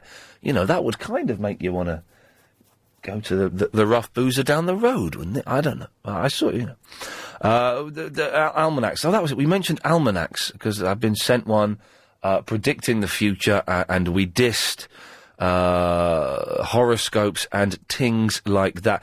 And I've been told... this is what I need to mention, actually. My producer, Adrian Crisp, has... I saw him today for the first time in the week, and the first thing he said, did you have a good week last week? How's things? Oh, man, I did something that'll blow your mind. You've got to have a wee and have a drink at the same time. I was like, what? Oh, man, it's amazing, is it? You've got to have a wee and have a drink at the same time. I was doing it at 2 o'clock this morning. That is possibly the worst Chris impression I've done. I apologise. When you hit me, you hit my flu jab arm, which I only just had it done on Friday. Did I get your BCG? Yeah. I was supposed to have a flu jab on Friday, but I wasn't here. Did they save one for me? No. Well, then I shall punch you again. By the way, kids, violence isn't the solution at all. But quite often you need to go through the violence to get to the solution. You need to try every option. And violence is always one of those options. What does that mean? It's wise words. It don't even make sense. What do you mean it doesn't make sense? Have you seen what's happening in Iraq? What, your words are going to help Iraq? Yes, they are. People listen to those words. And rearrange them. And insert some new ones. Do you know, I nearly swore then. And then he told you to F away. But I didn't. Yes, Vicky, what do you want? Oh, that's nice. Hello, Ian. Hello, Vicky. Yeah, glad you're back. Me too. Yes, because, he's all right, that John Holmes, but he's pretty rubbish, really, isn't he? I don't know. I didn't listen. What can I do for you? Just the astrology thing, not that great. I don't really believe in it that much. It's all a load of old guff. The stars, the planets can't control what happens to us at all. I don't think so, no. I used to believe it more as a kid, and then I suppose I grew up, so... Hey, when I was a kid, I believed in ghosts. I believed in chakras. I believed in crystals. I believed in contacting the... I believed in all of that nonsense. I did do a Ouija board once, actually, Yeah. and, well, whether it worked or not, I don't know. Of course it didn't work. Your fat mate was pushing it around like my fat mate was pushing it around. I don't know. There was a fat kid on there, wasn't there? The fat one is always pushing the pointer on the Ouija board around, I promise didn't know you. fat people, sorry. Oh, okay. Harsh words there. Oh. Yes, but was there something else? No, there wasn't really much of a point to me ringing you, except to say that I am really, really pleased you're back, because I'm sad. So. No, you're not sad. Well, no, hang on a minute. No, I missed you. You're good. Oh, okay. Well, Vicky, thank you very much. All right, brilliant. There we go. And I'm back on Sundays as well now. I know that Nick has done... well, I'm assuming Nick's done an excellent job, because he's an excellent broadcaster. I heard a bit of him this Sunday, after the Brian Wilson concert that was just bloody-tastic. Third row, Brian Wilson, doing the whole of Pet Sounds for the last time in this country. It does not get any better than that. He played this one, actually, which is good. He doesn't do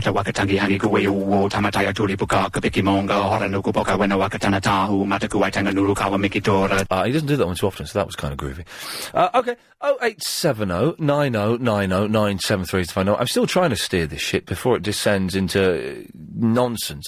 We may be teetering on the verge of just guff and rubbish for the rest of the show, but I'll do my best. More of your calls after we've had a little bit of this. Big! Chris, just tell the listener... Chris, are you listening to me? What? Tell the listener what you just told me. You shouldn't wear a V-neck jumper or any V-neck top. Why? Because you're tall and skinny. But V-neck jumper, I think you'll agree, looks cool on me. White T-shirt... This is my new look. I'm experimenting with my new look. New trainers. Look at those. New trainers. That's right. Thank you. Why are they so grubby? They're not... Talk about grubby. They're brand new. Idiot. They're aged. Are they supposed to be cream? Yeah, they are supposed to be cream. Yeah, it's cream, not white. Oh, right. Idiot. Combats. I think I have a midlife crisis. But new... White T-shirt, grey V-neck jumper. You can't tell me... I don't look stylish. You cannot tell me that. Well, you're out of style. But I look stylish.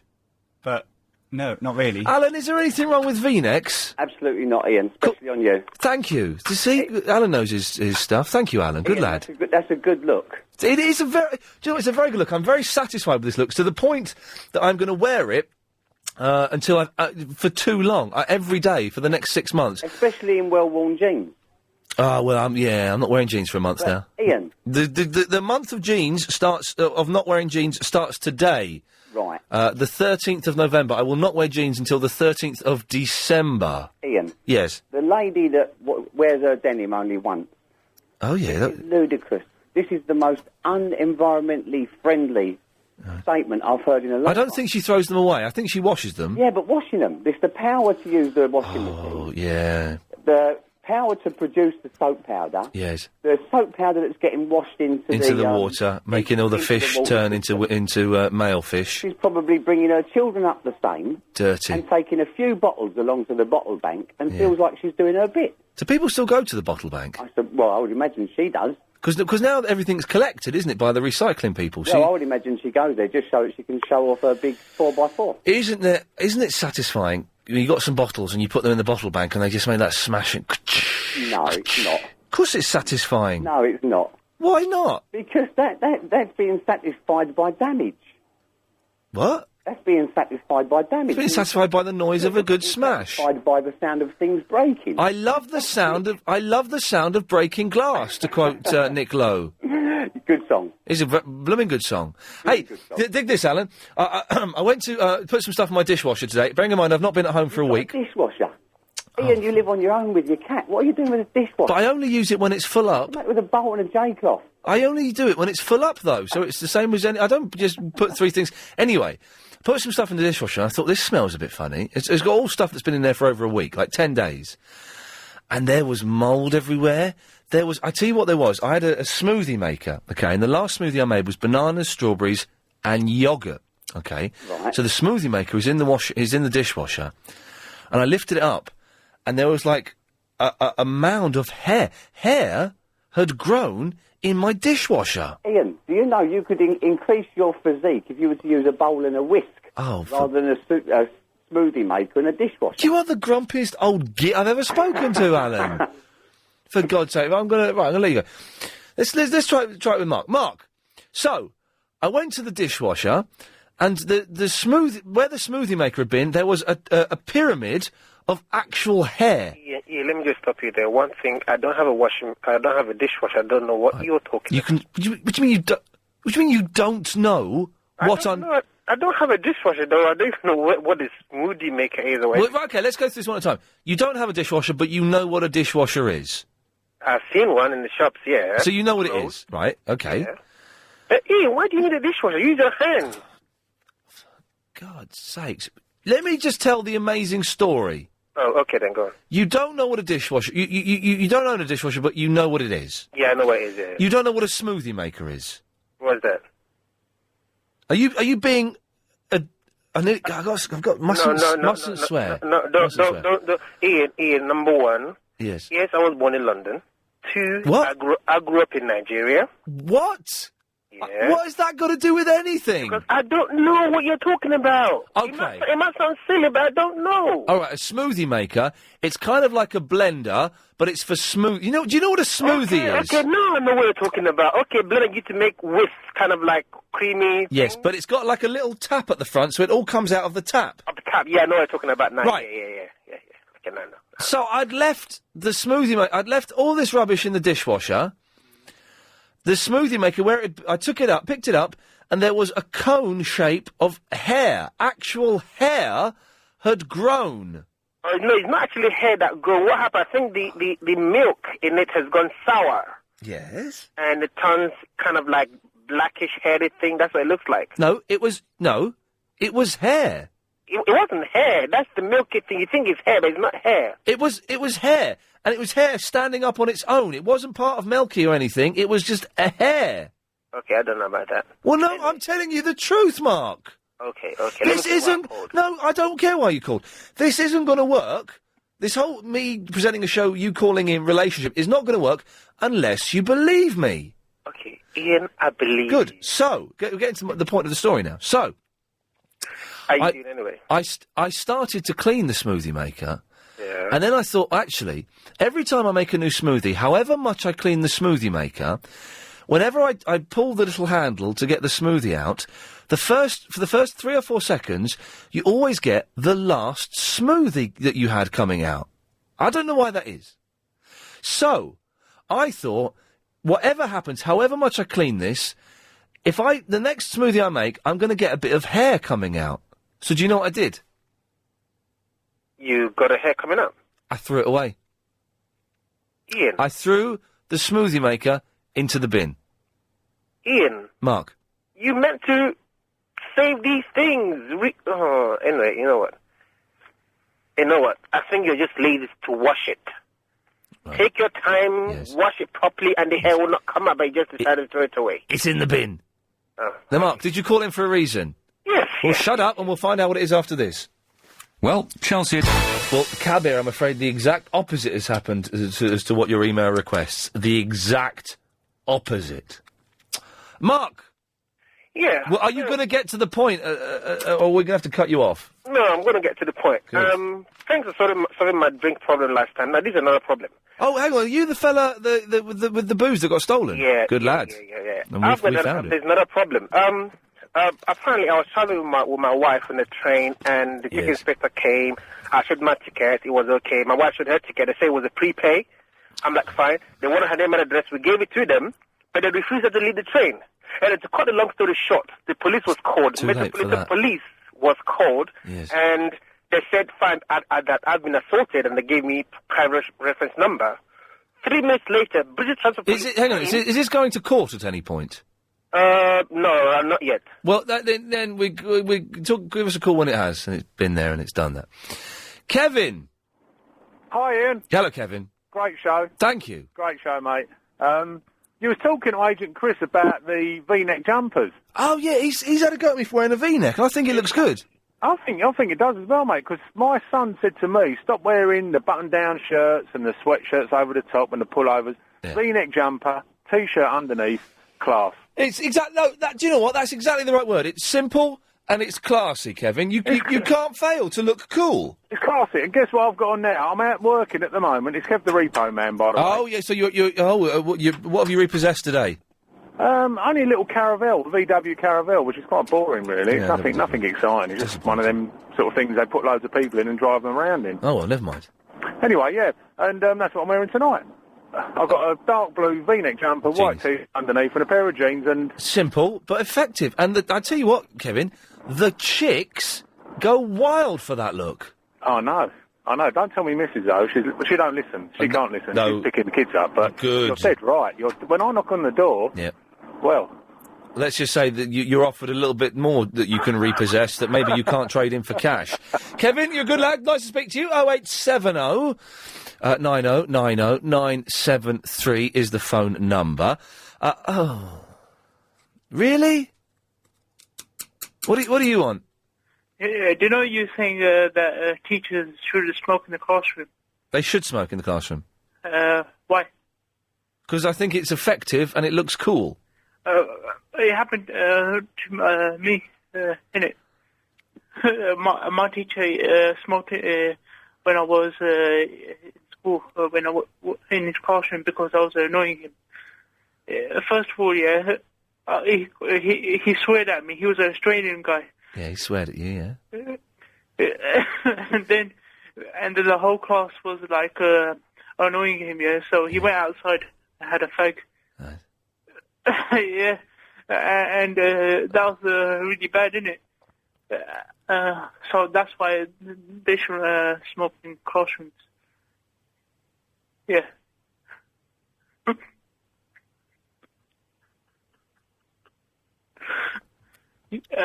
Yeah. And the show is a bit crap today. I know it's your first day, but come on. Yeah. Have you ever peed in a swimming pool? Idiot. Have you ever peed in a swimming pool? Have you? I'm asking you the question, not... Go on. Answer me then.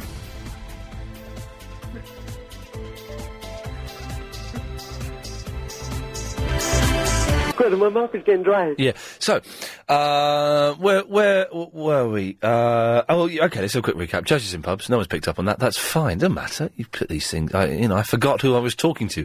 Talking to you lot. You're not interested in talking about churches and pubs, of course you're not. It's almost an issue. Why would we want to talk about things like that? What you have wanted to talk about is High School Musical. We know what that's about, so no more calls on that. Thank you for that. Almanacs and dissing horoscopes and things like that. It's all old nonsense. You can't. We're not controlled by the way the planets move. What I do need is, I was going to do this and I can't be bothered to now, is I need someone to, and excuse the vulgarity, have a wee and have a drink at the same time, because my producer, Adrian Crisp, reckons it's just mind-blowing. He was doing it this morning at 2:00. I don't know why. But yes, can someone have a wee and have a drink at the same time, and just give me a call and let me know if it's as good as Chris says. I don't quite see how it could, where the pleasure would be. 0870 9090 973 is the phone number. And there was something, V-neck jumpers and T-shirts. I think it's a good look. It's kind of safe. Inoffensive. I think I look kind of groovy, you know. Yes, the jumper's a little bit too small for me. Clothes generally are, you know. That's just the way it is. Mandy! Hello. Hello, Mandy. Hello, hi. Every time my son or my nephews get on computer and they sign into my Hotmail, right, and when they sign out, and when I go on my Hotmail, it registers I've got like 200 email, and I've actually got none. What? So I don't know how to cure that. This is because somebody signed into your Hotmail just before you did. So it registers their email. Am I talking sense? Not to me, you're not. I don't understand what you're saying. Well, you said earlier on you just looked at your email, and you have 2 emails, but you don't really have any. Oh, yeah, yes. But we don't use Hotmail here. Oh, I see. I'm so sorry. I thought it was hot. Yeah. We have a system. We have a thing called GroupWise. I don't even know what that is. Oh, right. So sorry. No, that's okay. But so what? Your sons sign into? They sign into your Hotmail account? No. They go in my computer. Right. They sign into their account. Yes. But when they sign off, and the computer goes off, and I will turn it on again next day. Yes. It's registered as if I've got email. Hang on. Let me hang on a second.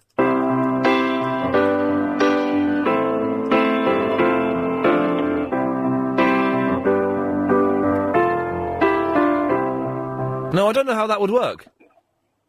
I don't know why it happened. For example, he was on this morning. Then later on, when I went on my computer, my email was written up for 265. When I switch it, turn it on, I've got none. Somehow registered the last person. Calm down. Signed. Don't be angry. I would stop your children from using the computer. I'm so sorry. Can I say something else? Yes. Were you at the policeman's ball? The policeman's ball? No, I wasn't. Agent Chris was there. Oh, gosh, I mixed you up with him. So sorry. Can I make another... You saw Agent Chris at the secret policeman's ball? Yes. I thought you were him. Did you speak to me? No. You must be him.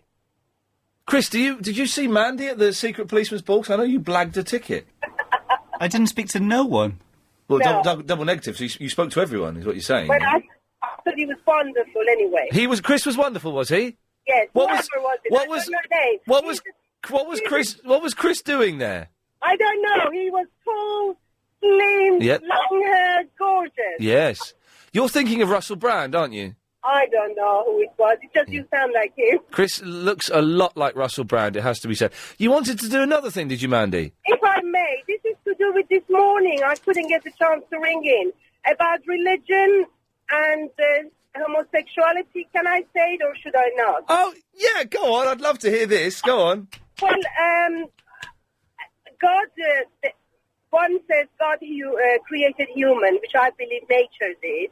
And I'm a Muslim background. I'm Iranian, but I Yes. don't believe in any religion whatsoever. This is fantastic, And yeah. I think if nature created human, Yes. why on woman and on man, Yes. both of us have got 2 G-spots. One internal, one external. Right. So why is that created? So therefore, I imagine nature has created for human beings to be bisexual. And I'm not bisexual, I'm just... But if you had to, you would? I'm not, I don't have attraction. No, but if you had to... Exactly. If you had to go with another woman, Mandy, and a famous woman, who would you go with? Oh, Joanna Lumley, of course. Oh, my God, I worship the ground she walks upon. And you're sure you're not bisexual? I'm not. OK, Mandy, thank you very much. Excellent stuff there. Wow. Brilliant. That is brilliant. Well, that went nowhere near where I thought it was going to go. Chris, if you were heterosexual and you had to sleep with a woman, what woman would you sleep with? Madonna?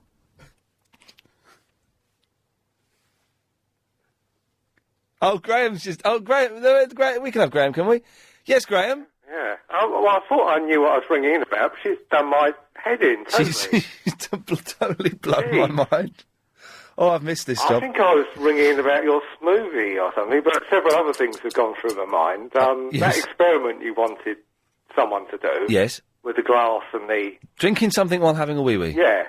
Now, obviously, I haven't got 3 hands, so what do you want me to put down? Well, I don't want you to do it while you're on the phone. I definitely don't want that while you're on the phone. OK. Well, we'll forget about that. Forget about that, yes. I want it to be done privately, off-air, and then relayed I back. think what Mandy was asking about, Yeah. what it is if you have several users, I'm going to sound like a right nerd now, OK. on Windows XP. Right. There's a new Windows coming out in the new year. Oh, Vista, yeah. Vista, yeah. Sounds boring, doesn't it? Yeah. When you go to sign back in, if someone else has used your account, the number of emails you've got on hot... The www. Yeah, will be sort of displayed. www. That's all it is, but why was she asking you? The www. Because I was having problems with my emails, and then it kept saying I had 4 emails when I didn't have any emails. Right. But they've changed the system here slightly. They've updated it, and I don't like it when things get updated, you know. It makes Anyway, me... it's really refreshing to hear you back after John Holmes. Nice though John Holmes is, I don't quite get his sense of humour. OK, and not everyone, get this, not everyone gets mine. It's crazy. Bill is in the Leighton. Hello? Hello, Bill? Oh, sorry, I was just in the bathroom. I've done the experiment. Hello? Oh, you did the experiment, did you? Yeah, it went very... You drank some water whilst urinating? It's nothing really. Because Chris was saying it would blow our minds. Well, no, I think it's really overrated. It made me want to blow my nose, though. But how are you, Ian? I'm very, very well, Bill. How was your break? I was working. Your working break? It was good. And can you tell me your new hours, please? Because I heard Clive say that he forgot. I didn't hear them. So in the new year, 7 till 10 in the evenings. Well, you are? Yeah. And what's Clive doing? Clive's doing 10 till 1. Oh, my God, it's all changed. It's all change. So, but it's going to be... It'll be fun, though, won't it? I mean, because it's later in the evening. Yeah, I think it'll be quite good. Chris, are we allowed to swear after 7 o'clock? Is that the rule? You can have swearing on the radio? I'll check it out. OK, good. We'll look into it. I don't think you can, though. Oh, can you not? No, because I've been cut off for swearing before, and that. Oh, yeah, you're right, actually. No, you can't have swears, yeah. No, how's, so, are you looking forward to it? Oh, yeah, it'll be good. It'll be good. The thing is, though, I'm still going to have to come in, because the congestion charge zone is extending to where we are at LBC. Oh, my God. And unless I start coming in with only 20 minutes prep time, I'm still going to have to pay the congestion charge, so I'm going to get a scooter. Ian? Yes? I'm a celebrity, get me out of here. Starts in a couple of hours, so how are you going to get to Australia that quick? I'm not doing it, but I've been asked to do Celebrity Big Brother again. Yeah, man, do it. No. I'll vote for you. All I had was, my agent had an email asking if I'd be interested, and no, thank you. Seriously, you've become the most loved man in British television. I am already, aren't I, Billiam? Well... Oh, I saw your friend Borat's movie the other day. There we go, you see. It all links up, doesn't it? Right. Yes. Helen is in Slough. Hi. Hey, how's Slough? Okay. Good. Doc, what I was going to say is that when the new congestion zone comes in... Yes. It's going to finish at 6 in the evenings. Oh, at 6? Yeah. It finishes at 6:30 now, does it? Yeah. But it's going to finish at 6? Yeah. So it's okay. So I could, if I put in at 1 minute past 6, this is gonna, you've just saved me. Do you hear me wheezing? You've just saved me 1,500 quid. You've just bought me an HD TV. Thank you, Helen. There you go. Excellent. Well, that's genius. Well, thank you very much for that. That's okay. Lovely. Well, that's the first bit of good news I've had in 26 years. Serious, man. Do you know, I'm wheezing a lot. And during the travel, this is absolutely true. During the travel, I was thinking, I didn't go to the gym last week. Haven't been for a run for 8 days. Didn't go to the gym last week. And last night, my trainer sent me a text saying, do you want to book some sessions for this week? And I'm thinking, don't want to go to the gym. I don't want to go to the gym anymore. I'm still wheezy. I still get out of breath. I've got buttocks. And I'm slightly more muscular up there at the top of my arms. You've got shoulders as well. I've got shoulders. And if I stop going to the gym, will those things go? Will I lose my bum? Will I lose my shoulders? That's what I need to know. Or will they stay as they are now? Because I'm not buff. You know, you can never call me buff. I'm certainly more defined than I was a year ago. But I'm just sitting there thinking, I don't want to go to the gym anymore. I save a lot of money. And wouldn't have to get out of bed early. Wouldn't have to do... Can you do that? At what point... I think I'm going to belch, excuse me. At what point do you stop going to the gym? You can't go to the gym forever. Julian, you don't go to the gym, do you? No, not at the moment. Oh, you say not at the moment. It's a possibility then, is it? Well, yeah. I have been before. Many a time. Being very mysterious. Yeah, I can just confirm for you, actually, from TfL's website, that it's going to be shortened by 30 minutes. Oh, the congestion charge finishes at 6. Well, this is... Then, again, I support Ken Livingstone. The man is a goddamn genius. Wonderful. I'm going to buy an HD TV now, because I don't need to get a scooter. You don't need to pay £1,500 on congestion charge either. Well, this is... Double win. Well, Double win. No, it's a single win. No, because if you had to pay the congestion charge, you were going to buy a scooter. Right. But then, if you weren't going to buy a scooter, you would have had to pay the congestion charge. No, it's not a double win, though, because if I... Well, you're going to spend money, so you're going to stop spending money on the congestion charge by spending money on a scooter, and now you don't have to spend money at all on two things, so it's a double win. No, but it's not. I never had to spend money on one thing. I only ever had to spend money on one thing, either the congestion charge or the scooter. Right. So by not having to buy the scooter, it's not a double saving. It's only a single saving. I've not saved £3,000. I've saved £1,500. But I have bought, on the strength of that, a telly. I haven't bought it yet. Wicked. But in my head, I've done the maths, and I should buy an HD TV. I was ringing you up to talk about Chris's mind-blowing thing. Having a wee-wee and drinking at the same time. Did you try it? The first couple of times that ever happened to me, I was like Chris's. Like, wow. Yeah. But actually, I do it loads. Like, you know, when you're in the pub and you just take a drink to finish it as you go to the toilet. Oh, dirty man. But, you know, it's not so clever anymore, really. The thing is, I can't try it because I'm wearing khaki trousers that, you know what happens with khaki trousers. Well, you get a wet patch. Yeah, exactly. And you ever done that thing where you've been out for a drink or you've been at a restaurant or something and there's a little, let's be delicate how we mention this, but there are droplets on your trousers and so you get the hot air dryer and you try and lift your crotch up to the hot air dryer and dry it off. Yeah. That doesn't work. No, and you know what else doesn't work? When you wash your hands and you try and put more water on to try and get rid of it. Because then you just get spots all over your... Yeah, what I've done in the past, though... I just washed my hands and it splashed back. This is what I've done, is I've put more water on me, so I look wetter than it's not... So, you know, and I say, yes, I was... When you do that with the hand dryer, does somebody always walk in to the toilet? Generally they do, yes. The law of the Of sod? Sod. Sod's law states that if you're trying to dry your groin on a hand dryer in a public toilet, someone else will walk in and think you're a pervert. Probably. Julian, thank you very much. Good lad, there we go. This is great news about the congestion charge. Stops at 6 o'clock from the new year. I am going to buy an HD TV and I won't feel guilty about it. Ruby? Hello? Yes, hello? Hello. I just wanted to say something really quickly. Okay. You were talking about your V-neck. Yes. Well, I think people are too worried about being chic, to be honest with you. I mean, if it looks good on you, then why not?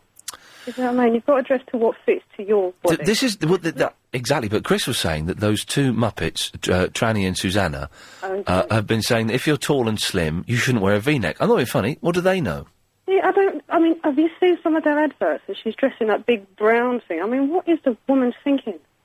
Who's the chunky one? I like the chunky one. Renee is the skinny tall one. Don't like her. Don't like her. But I like Susanna. But I liked her when she was bigger than she is now, because she's lost a lot of weight now, and I don't think she looks so special. Oh, well, I haven't seen her for a long time, but there's quite a few of them that you think, well, what are you wearing yourself? Yes, How are exactly. you getting away with it? Just, I mean, and as far as long people wear, I've seen quite a few tall people in V-necks, and they look absolutely gorgeous. I think it looks cool. I think it's slightly younger than I'm 33 now, Ruby, and I think maybe it's something a man in his late 20s should be wearing. You know what? I don't really think it's down to, like, the age or anything. I think if it looks good on that particular person, then girl. you should wear it. Ruby, thank you very much for that. Gareth. Hello, Ian. Hello, Gareth. I haven't spoke to you since the night we had the discussion about the Green Mile. Oh, what were we saying about the Green Mile? You were talking about the mice, and whether he died or not or something. I can't remember. It was ages ago. Oh, I vaguely remember. Do you know, I don't remember what we talked about an hour ago. I've got it written down in front of me, for God's sakes. Oh, dear. Yeah, your question about the fat thing, the muscle tone. Oh, yeah, if I stop going to the gym now, will my shoulders and my buttocks and the tops of my arms, what will happen to them? If you maintain your diet that you're currently on, and if you're having a higher calorie diet, the chances are you probably get slightly fat. However, it's impossible. This myth about muscle tissue turning to fat, it's actually impossible, because they're two separate tissues. Right. You lose the volume in your muscle. Yes. If you don't train it, and you will lose some of your definition, but you won't actually lose the muscle, if that makes sense. It kind of does. So basically what you're saying is I don't need to go to the gym anymore. You'll probably lose size and start to look a bit sort of saggy. You might sort of gain some fat in the areas you don't work out as such. It's just I haven't been for 2 weeks, and I probably won't get a chance to go this week. So I'm really busy this week. So it'll be 3 weeks before I go. So it's gonna the weights are gonna hurt me. The boxing thing is just going to knacker me because I haven't been for a run. I won't have been for a run for 3 weeks. My stamina is up to nothing. I was thinking, do I really want to go through all of that again when I've been quite happy not having to get up at 7 in the morning to go to the gym? I've been quite happy, not doing all of those things. It just depends whether you want to look like a big podgy loser. Yeah. Now you see, when you put it like that, that makes me want to go to the gym. You say, it's like, the best way to describe it is if you have a water balloon, Yes. and if you leave the water balloon in the sun for a certain amount of time, it would start to shrink. Right. So it starts to get a bit saggy. Yes. So that's what will kind of happen to your skin, because you've stretched your skin slightly, so you will start to look at that. Hey, Gareth, are you going completely off on a tangent? But it's just dawned on me that tonight is the first night of the jungle. Get me out of the woods now. So rubbish. Are you going to be watching it?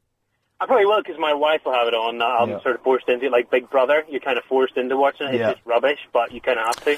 I'm kind of keen. Is Jason Donovan's in it, isn't he? I don't know. I'd rather be playing Call of Duty 3, but...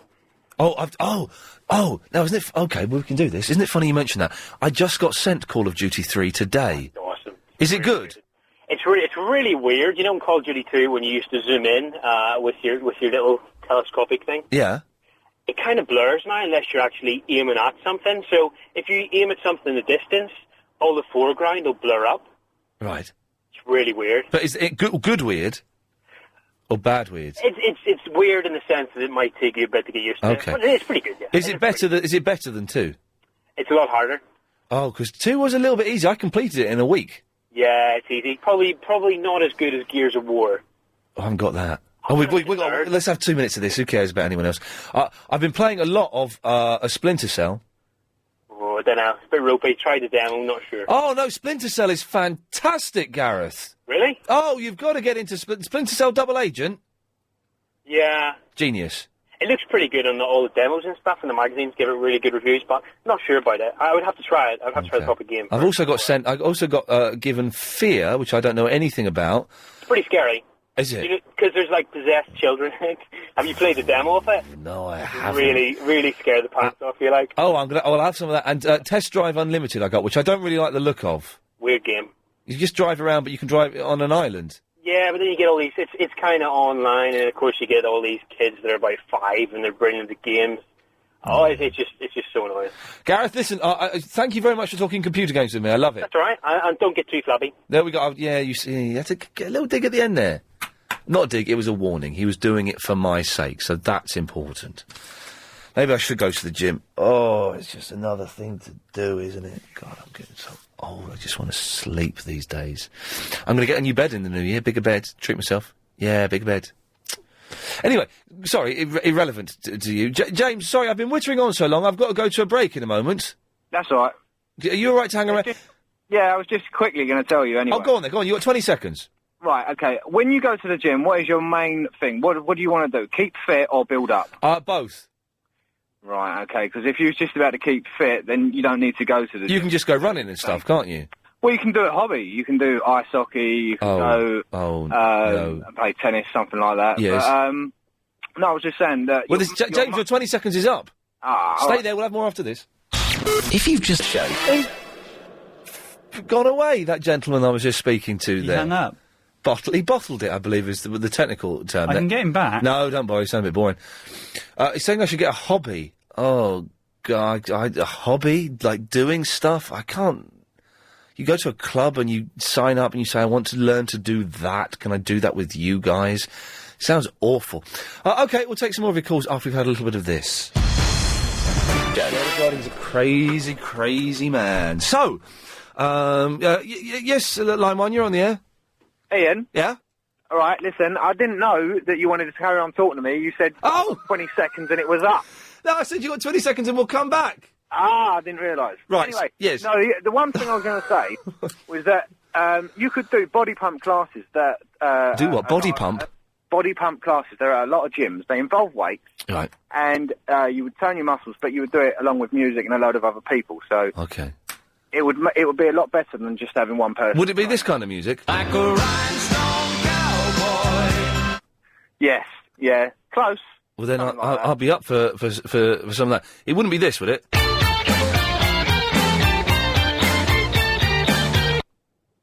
Because that would do my head in. No, it's nothing like that. OK, James, I will check that out. Thank you very much. I think he has something else to say there, but he's gone. Got the list of I'm a Celebrity people. The only good one on there is Jason Donovan. I used to be a big fan of Jason Donovan. Mark, were you ever a fan of Jason Donovan? I love him! When I was 16 years old, I went and saw Jason Donovan at the Hammersmith Odeon. He came out on stage on a skateboard, topless, playing guitar. Where does Kylie Minogue get a kebab from? Jason's Donovan. You really did! Sorry! Can I just say something? Ian... Hello, Mark. That man said that made me laugh. Ian Lee played ice hockey. What is he on? Ice hockey. I'm not built... Say it slowly. All right, mate. Ice Mark, hockey. Mark, you're taking the mick now, all right? It was funny as a passing reference. Don't make it nasty, all right? Stop. And who's he trying to fool? Pumping weights. Weight pumping. Yes. Pumping Irene. Mark, have you been drinking or something? You're more excitable than normal today. It's a Monday, and we should praise everyone that we're alive. Yeah, thank the Lords above us. Did you just want to phone in and say I'm not a man? Is that what the point of your call? No, I'm really ringing in to tell you that I put my dog down today. Oh, mate, I'm really sorry about that. Yeah. Sorry about that. Okay. I can play a clip to cheer you up. Would you like Can you play a little bit of Rhinestone Cowboy? Yeah, I can. Hang on a second. Here we go.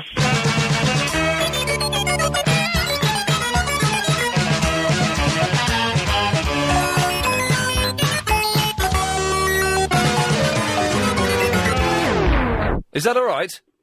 That's not Rhinestone Cowboy. I think it is, isn't it? In the middle 8 before it goes back to the chorus in the different key. I think. All right, play the bit just before the bridge, then. Oh, okay, right.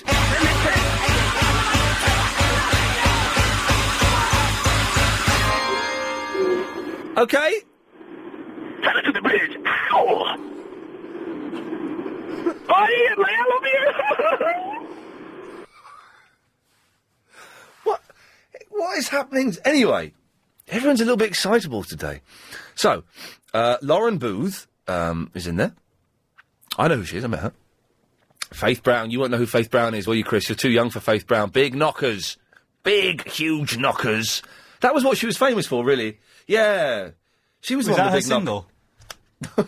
She had a big, always had a big cleavage, I remember. I remember being a kid in the 70s going, wow. Yeah. She got big knockers, didn't she? I think I can say that. Jason Donovan, David Guest, Scott Henschel. Who the hell is that? Fina Urucci. Matt Willis, who's in Busted, you know. Anstis, who's from, he's on the second floor, isn't he? Second floor Anstis. That's the fella.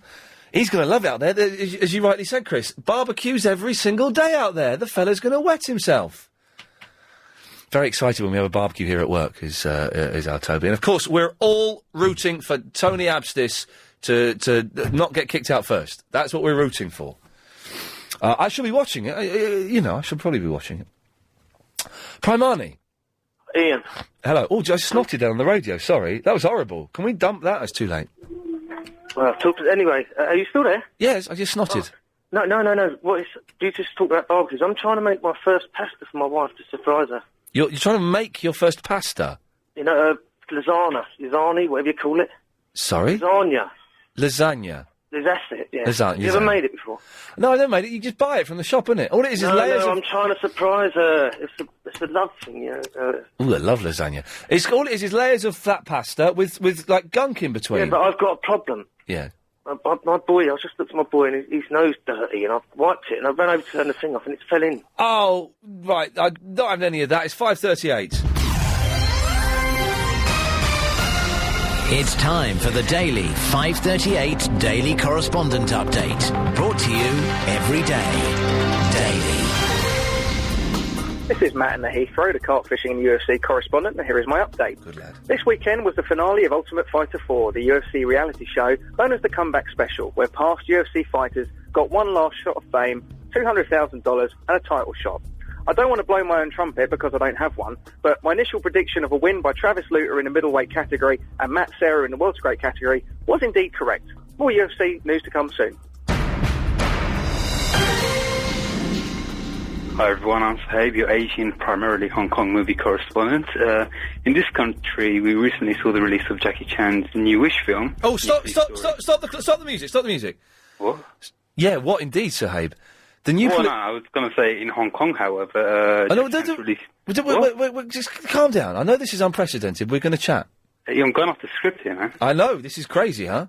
Oh, no, it's weird. Isn't New Police Story, isn't it a fantastic return to form? It is fantastic if you consider his last, 10 films. Everything he's done, I suppose, Shanghai Noon and Nights, they're all right. Yeah, quite. Rumble in the Bronx was brilliant. Rush Hour was good. But everything else, Who Am I, First Strike, all of that, Tuxedo, guff. New Police Story, I thought it was fantastic. I thought it was as good as some of his earlier classics. I agree, yeah. I mean, obviously he has to calm down a bit because he's like 50, isn't he, or something, so... But he's still giving it some, and there's all explosions. Exactly. I watched it on a plane. I cried at the bit when he's got his 9 mates hanging, from the ceiling, and they're like, he's doing dares and stuff to try and save them. Oh, yeah. I cried when they're falling down, bam, bam. It was brilliant. Pretty damn sad. Okay, so hey, back to the script. Away you go. Good lad. Okay, thank you. Okay, as I said, anyway, in this film, in this country, we recently saw the release of New Police Story. However, in Hong Kong, Jackie Chan has recently released a new film, Rob B. Hood, formerly known as Project BB, stupid name. In one of my first ever updates, I reported that this film would reunite the greatest screen team of all time, Jackie Chan, Sammo Hung, and Yuen Biao. Oh. However, due to scheduling problems and stuff like that, this concept fell through. That said, Yuen Biao, my personal favorite ever karate star, reportedly has a decent supporting role and even has a fight with Jackie Chan himself. Now, that is certainly something to look forward to. I'll pre-order the DVD, and once I get it in a month or two, and if this future still remains by then, I'll be sure to give you my personal views on the film. Thank you. Good lads. Hi, it's Denise in Canada. I'm the Lost and Canadian Uber correspondent, and my update today is the Lost update. Good news, Lost action figures will finally be available for purchase as of December 6th. But if you want to be the first one on your block, as I know you do, Ian, to own one of these very cool collector's items, I do. You can pre-order your action figure now for $18.95 US. To check out pictures of the figures and to place your order, go to abc.com. And sorry, Ian, there are no sun dolls available yet. Salutations, Londinium. It's Dave, Ian's longest Uber retro correspondent, and I love Van Arabian. Good lad. And did you know that the world's longest Pink Floyd song title is "Several species of small furry animals gathered together in a cave and grooving with a pick"? And oh, we miss you, Ian. You need cheering up. Go hit Agent Chris again, please. Well, I won't. I'm not going to hit Chris again. As he has actually threatened me by saying he's going to go to the boss, because apparently there's a rule. Get this. There's a rule. I'm not allowed to hit my producer. There's a rule in, like, radio or work. Human resources. Human resources. Lisa Munter at Human Resources has stated you are not allowed to hit people that you work with. Unbelievable. OK, 0870 9090 973 is the telephone number if you want to give us a call. Not got many calls lined up between now and 6. So, you know, give us a call. Amber! Hi, Ian. Hey, Amber, how's it going? Good. How about you? Fine, you're starting to sound like Barnsworth. Sorry? You sound like Barnsworth. Oh, is it because of the way I'm talking? I've got my retainer in my mouth. Oh, OK, fair enough. How's that all going? Is it all right? Oh, God. Do they tighten retainers? No, they tighten break. Do you know what? I'm sick of talking like this. I'm just going to take my retainer out for a second. She said sick, by the way. She said sick, but the retainer made it sound like a swear. Don't worry. Oh, I'm sorry. That's Hey, okay. Do you know what? I'm going to take out my retainer, okay? OK, go on. If there's any orthodontists listening, well, you know. Well, maybe you shouldn't take it out. Well, it's only going to be, like, for, like, however long. No, you should keep it in. You should keep it in. It'll all be worth it when it's done. Anyway, we've only got 50 seconds left, so it'll be fine. Okay, basically, what I wanted to say Yes. is that you've got a new listener, Yes. which is my plumber. Your plumber's listening? Yeah, because, well, today, my plumber, he was fixing the radiators, Yes. and he started laughing, and he said, "Oh, that's a funny man on the radio," because I was listening to you. Here we go. He heard it because my radio volume's quite loud. Excellent, as the way it should be. Oh, so, like, yeah, exactly. Yeah. And he was like, "Oh, that's a good person. Who is it?" And I said, "Oh, it's Ian Lee." And then, later, when he was about to go, he said, "Can you please set up the radio station on my van radio?" What? And so I went out, and I actually, like, turned the dial for him until it reached 97.3. Amber, you are a legend and a genius. I love you very much. I've got to go, though. Okay. Take care. Bye-bye. Well, Chelsea are definitely going to win the Premiership. Don't forget at 6 o'clock, Triple M, we take your... Oh, it's a bit loud there on the microphone. Sorry. Calls going straight to air, which has got to be a lot of fun. Now, we've only got 2 calls between now and 6. I don't think that Nancy and Lorna are going to be able to sustain... Nancy, Lorna, do you think you can sustain for 11 minutes? Yeah, okay. Which I'll who? have a go. Who's who? You both sound quite common. Who's who? Beat and cheek. Right. Are you Nancy? Yes. Oh, I thought so. And Lorna? Hello. Hello, my love. Where you been? I've been at Silverstone. No, you went away. Yeah, I was at Silverstone. What did you do with your cat? I just left it. It was all right. Did you give it biscuits? Yeah, of course. I called you the other week about giving your cat biscuits. Oh, you're that mental woman. No, I'm not mental. Well, you're bonkers. No, I'm not. She's got a Isn't it, the Yeah, cat? she's got a scratch on her nose. She's been in a fight while I was away. Who did she fight with? Then? I don't know. She can't tell me. She's probably fighting over some meat that she wants. No, she's not so Who silly. looked after her when you went away? None of your business. I'd like to help. If I can. Do what?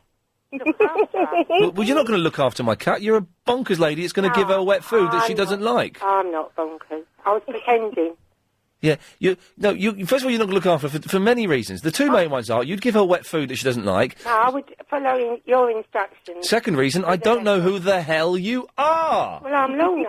But I'm not going to give my cat to a woman called Lorna that I don't know. My next door neighbour Simon said he met you. Simon met me, did he? Yeah, he said you were talking about your cat at this thing he went to. What thing he went to? And you ran, I don't know, he said you ran out in the audience and kissed him on the cheek.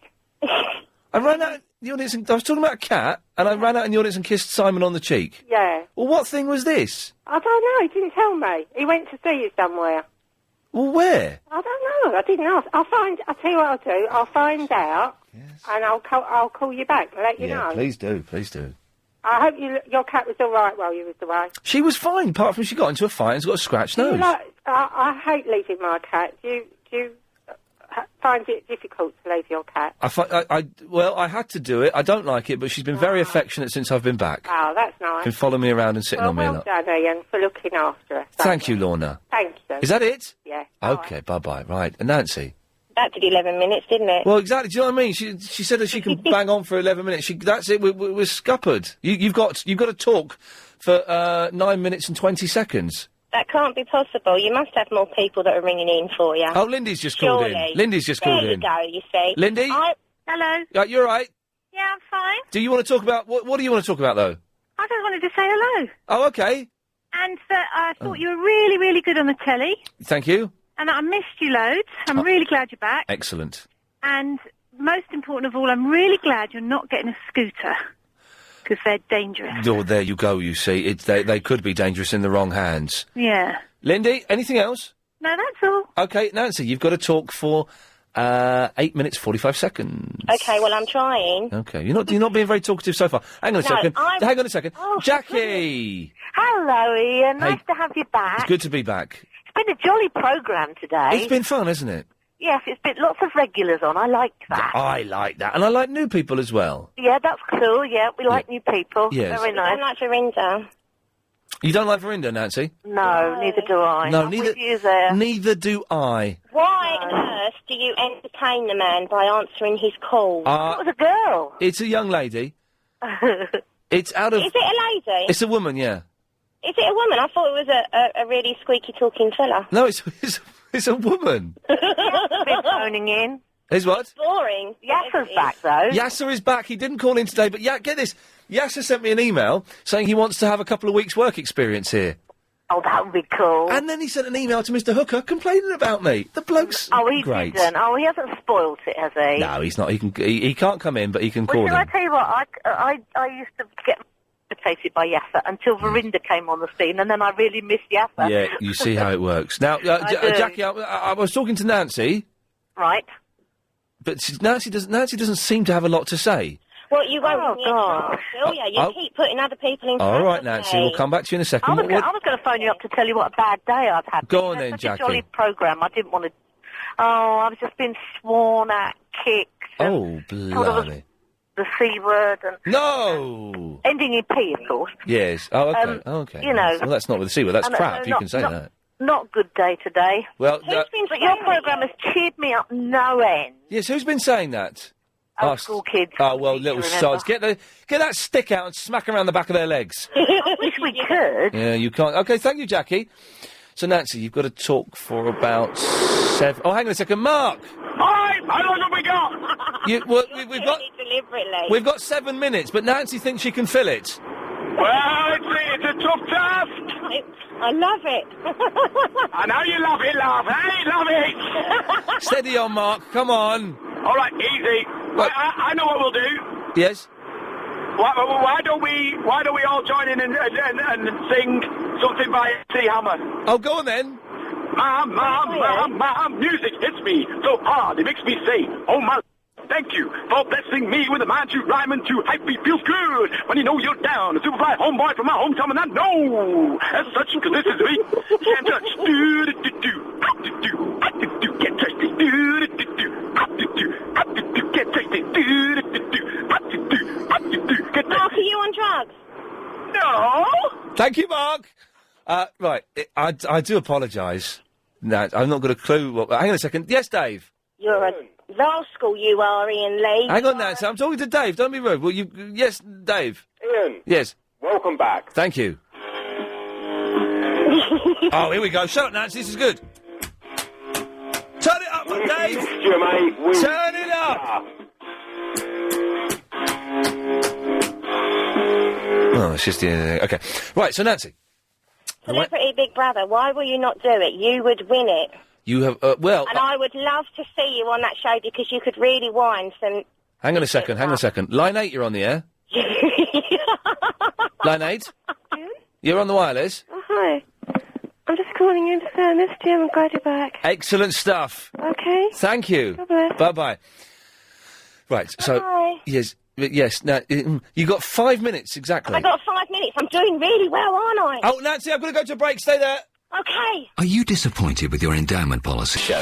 No, Faith Brown wasn't a singer. Faith Brown was like a comedian, an impressionist, and she had a massive cleavage that was always on show. That's who... You're thinking of Faith Hill, the rock group, I think. So... That David guy, that weird-looking David Guest. Who's this? Hello? Hello? Hello, Ian. You're on the air. Who's this? It's Nancy. Oh, God. You still there, are you? Right, I got it wrong. You kept me on. You've only got 1:35 now. Well, I'm doing really well. You're doing excellently. I muffed up the timings. I forgot we've got to do something. You are? Yes. Yeah, you're a bit mad on the timing, aren't you? All over the shop. Yes. So, you're a fan of the Jungle programme, are you? I love it. Oh, look, I love it. But hang on, I shush.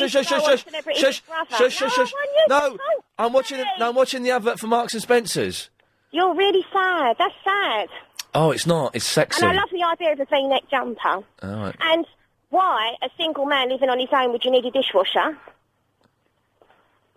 Oh, blimey. I want to go back to the... what? I want to go back to the shot of that young lady in her pants. Oh. And it's Shirley Bassey singing Pink. Are you sexually deprived? She's coming up, 'cause she's gotta get the party started. Shirley Bassey's coming up, so we better get it nice and started. 'Cause she's a diva, she's a lover, and if things aren't as she wants, she'll be disappointed. She's coming up, so we better get the... I got the tune right in the end. It took a while to get to the tune. Yeah, the vocals are lovely. Yes. Right, what are you banging on about, Nancy? What do you want? Get to your point. You've been on the phone for ages. Come on. Well, you've been keeping me on the phone. We're doing really well for our 11 minutes, aren't we? Yes. I want to ask you about why you've got a dishwasher. Right. Why have you got a dishwasher? Well, to wash the dishes, you silly mare. Yeah, but you live on your own. So? Why would you need a dishwasher? To wash the dishes. But you can't possibly have that many dishes to wash. Well, yeah, I have. Pointless call.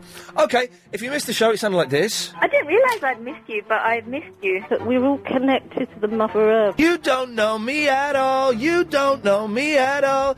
I could have another you in a minute. Matter of fact, he'll be here in a minute. It's Beyonce again. Can you believe that the lead singer from AC/DC was going to walk off because I said that Kiss were better? Good afternoon, Ian, and welcome back. Oh, I've got a machine here. I realise I don't need to do that. I've got a machine here that does this. Hang on. Years. There we go. Years. Yes. Years. To have you back in, I've really missed you. I've missed you too. Chris, am I allowed to say that the Budgie Man's coming in this Thursday? Yeah, why not? Oh, OK, the Budgie Man's coming in. Hey, Grandma, do you remember it well? Now I'm here all by myself. They've split up. It's marvellous to have you back. So, well, you may not be saying that, by the time it gets to 4 o'clock and the novelty... Oh, I've missed it like crazy. Oh, well. No email from you. You're lying. Yes? No. No. No. Yes. Oh, what's happened here? Who's been fiddling with the old, ton, ton, ton, ton? Ow! Dun, dun, dun, dun, Did you cry? What, the Brian Wilson concert? Yeah. Yeah, I did, actually. I did cry. How many times? 3 times, I think, was the answer to that question. So, excellent stuff. Thank you very much. I forgot we do that, so that's good. I've had an email from Barry in Watford. He's doing a show tomorrow. I will give you... he's doing a show this week. I will give you the details of that. Apparently it's genuine. I'm kind of tempted to go along. Well, let me check the email, and if it's genuine, I will read it out on the air. He's got a show or something. OK, Triple M coming up next. Calls go straight to air. 0870 90 90 973. 7-second delay. Don't swear, don't be libelous, you'll get dumped, blacklisted, you won't be able to call the station anymore, blah, blah, blah. But more importantly, we may have details of a live Barry from Watford show. Let me just check this out, so this is genuine. There we go. Sorry about that. I was just tying up a really difficult shoelace. I just couldn't get it right. It was fumbling and... anyway, so, 0870 90 90 973. Calls go straight to air. You know how it works. Line 6, you're on the wireless. Hello, mate. Oh, I've not missed you. How are you, Ed? I was filming last week for a television series, and one of the cameramen listens to this show. How are you? Yeah. And he said to me, I've got to say, Ian, I think your show's really good. Very funny, very fresh, very original. You're going to put me down, Ed? Yes. Apart from that guy Graham, he actually said this, that guy Graham, he's really creepy. Why do you let him on? He makes me feel uncomfortable. Was it Paul, Ed? Well, he knows me, and it's probably a joke, Ed. No, it wasn't. It was a cameraman. I can't remember. His name was probably Dave, as I think they were all called Dave. But he said that you made him feel uncomfortable, and there was a little tear in his eye. Ed, very interesting topic, issue, you know, came up in the show today. Sleeping with celebrities, you know. Who said anything about sleeping with celebrities? I believe you discussed sleeping with celebrities. Oh, yes. If you were heterosexual, Graham, and you had to sleep with a woman, celebrity, who would you sleep with? But you know very well, I'm a heterosexual, you know. But if I had to sleep with a man, you know, and this would never happen, you know, because Pete Doherty, the rock singer, You're all right. Your voice sounds funny. It's a bit of a cold, you know. It sounds like your teeth have fallen out. I'd sleep with Pete Doherty, you know, because he's not in the best of health, you know. And if it turned nasty, I could probably fight him off, you know. I'm going to let you go now, Graham. Not rape. Okay. Oh, let's go here. This will be fun. Line 1, you're on the wireless. Ranjit.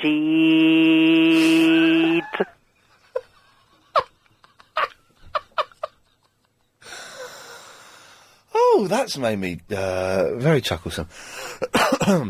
Line 1, you're on the wireless. I scream, you scream, everybody scream. Lovely, this is more like it. This is what the radio show should be. Line 7, you're on the wireless. Hello, Ian. Ken Livingstone here. Hello, Ken. Ian, on behalf of all of London, may I welcome you back, Ian? Thank you very much, Ken. And may I say congratulations on stopping the congestion charge at 6 o'clock from next year. Well, Ian, we had a consultation. I'm bringing it in again, though, Ian. Oh, Because, I mean, I don't know why they do it, but I bring what I want to bring in, Ian. I own London, as you know, Ian. Of course.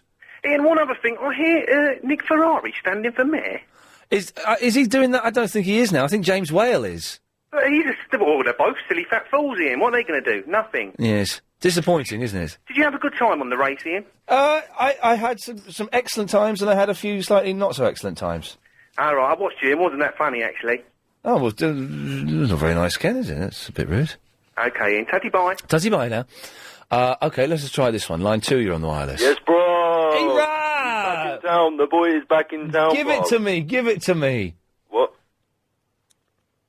How you doing? Yeah, I'm alright. Are you crying? No. Sounds like you're crying. Don't tell me to give it to you. Oh, sorry. That's upsets you, does it? Yeah, how's it going? Yeah, it's going well. Steve, how was the Sky One? Yeah, it was alright. It was nice. Is it Sky One? Well, it was Sky 3, but I was on Sky 1. Did you meet her? Who? Denise Van Out. Yeah, she's got my phone number. You liar, bro. She's got my phone number. You're lying. I've not got hers, though. Oh. I gave her my phone number. She didn't give me hers. She ain't gonna call you, bro. No, she's not going to call me. Yeah, I got a chick. All right. I missed you. So, I went for a chick. She's quite tall. Okay. She's about as tall as you. All right. She's got hair like you. Right. Because when I met her, yes, I was like, I'm missing Ian Lee. What? She was like, who's that? And I said, you look like her. Right. So now we're going out. Oh, well, congratulations. It's like doing it with you. Because I missed you, innit? You ain't going to go away again. No. Oh, no. Yes, line 2. Oh, hello, Ian. It's John Two Pies Prescott here. Hello, John Prescott. How you doing? Are you all right? Welcome back, by the way. Good lad, thank you. Ian. Yes. I've got an LBC exclusive for you. Oh, hang on a second. We've got something that we can play to make that all the more relevant. Where is it? Okay. Here we go. I've got a mouthful of sausage. Away you go. Ian, I'm disappointed with me endowment. What should I do? Well, you can certainly seek help for that. I think they can do something about it, but I'm not quite sure what. Line 9, you're on the wireless. Do you know something interesting? I found out I was Canadian today. Okay, how did that work? Well, I was born in Spain, right? Yeah. Came here, Yeah. but apparently Canada were giving away nationalities in about 1977. Right. And I've got a little laminated card that says I'm Canadian with my picture on it. How does... what? Well, my mum's Canadian. Right. But it's all freaky, because now that's totally, messed up my life, because, I spent the last 35 years being a Spaniard. You're a fraud. But I'm officially Canadian. How does that work? You need to start playing traditional Music. Canadian music. Yeah. Music. Moose music. Yeah. Well, hopefully it won't be too much of a trauma coming to terms with that. Line 5, you're on the wireless. Knickers and knockers and big wobbly boobs.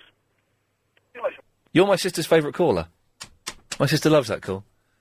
Thinks it's brilliant. Which is nice. I like that call too. Line 1, you're on the wireless. Hello, this is Jennifer Lopez. Can I squeeze your handbag? I'm fine, thank you. Yes, line 6. Hello? Hello, you're on the air. Hello? Hello. Can you check your email from Annie? No. Line 8, you're on the wireless. Yes, well, it's a bit strange this evening, isn't it? Well, turn your radio off and it'll get less strange. Ah, yes, now it's off. Ah, yes, Ian, first-time caller. Hey. Yes. Well, actually, no, I'm not first-time caller. I did a bit of silliness the last time I was on. Okay. But nothing that can get me banned from radio or anything. Oh, okay. I'm not a Verinda or anything, so don't worry about that. No. Don't worry about that. But, yeah, actually, I was just thinking maybe I should just give some Anna Rayburn-type problem, you know? Just... I wouldn't bother. Line 1, you're on the wireless. Ian, can you please explain that video of you on YouTube where you're going into binnings on Facebook? The what? The what? What's he talking about? Where's he gone? We lost that call, did we, Chris? What happened there? We lost it, innit? What was he talking about? I don't know, his line cut out just before he had something to say. Well, if he wants to call back, 0870 9090 We'll see what he was talking about. He sounded a bit boring. Well, there's a video of me on YouTube, is there, or something? I know the weakest link is on there. Anyway, more of your calls straight away after this. More champagne, dear? Wireless show. They've just had 10-minute special on Sky News about desert orchid dying. It's just a horse. It's just a horse. Now, we've checked this email. We think this is genuine. Barry from Watford, who you may be aware of. Did Barry call in at all last week with John? Did he make an appearance or anything? No, he didn't call can't in. remember. This is Barry. Verinda should not have access to my back gate or the garden at the Villiers pub, Oxley Village. Well, he's doing a show tomorrow, Wednesday and Thursday, apparently, in the Etc. Theatre, which is 265 Camden High Street. And the phone number, if you want to get tickets, I don't quite know what it's going to be, 7:30, Tuesday through to Thursday, 020 7482 4857. 020 7482 4857. Well, I may try and pop along. I can't go tomorrow because I'm going to the Music Hall of Fame induction thing. Yeah, that's right. I think Brian Wilson is playing. Yeah, managed to blag 2 tickets. I've got to be there at 7:30 though, so I'm going to have to probably leave 5 minutes at. Shouldn't say this on the radio. But yeah, so if you want to see Barry, let's talk to Barry. You can get tickets 020 7482 4857. And who wouldn't want to see an old man that phones in a radio station? Who wouldn't want to see that? Line 10, you're on the wireless. Hello, it's a real Ken Livingstone here. Not that muppet who normally rings up. Yeah. Why do you sound like a gay boy then, Ken? What are you trying to say to me? Trying to say that you just don't sound as how I'd imagine Ken Livingstone would sound. Well, anyway, yeah. Yeah, anyway, yeah, that's how Ken would talk. That's better, yeah. I'm the real Ken Livingstone. You're an imposter. See, my impression is better than your actual voice, Ken. Who is this really? Tell me who this is. Who is this really? Come on. What's your name, love? Come on. What's your name, little girl? Who is this? Verinda. Will you stop calling in as Ken Livingstone? Okay. Bye-bye. Bye. Okay. I had to tell her off. I feel, I had to tell her off there. Line 4, you're on the wireless. I have a little music box, its name is radio. I hear the music, news and sports wherever I may go. WIBG, Philadelphia. Beg your pardon. Yes, line 3. Hi, Ian. It's Ben in North Finchley. Hello, Ben. weekend trying to get to North Finchley through this nightmarish traffic. Uh-oh. Anyway, 3 things. In the nicest sense, I haven't missed you because the last 2 weeks I haven't had a chance to listen to radio, so I didn't know you'd been anywhere. Oh, well, there you go. Well done. You see, you've won. So I can't work out if I should have missed you. Anyway, second thing, I'd not met Graham before, till a little bit before, and he's a little different, isn't he? He's creepy and uncomfortable and a nasty piece of work. Yeah. And the third thing is, I just wanted to say hello to my mum, who's recently started listening to your show and hasn't quite worked it out yet, or you. Oh. So I'm convincing her it's brilliant. What's your mum's name? My mum's name is Trish, and she's living in Mill Hill. Trish, come on, love. Just stick with it. You know it's going to be worth it.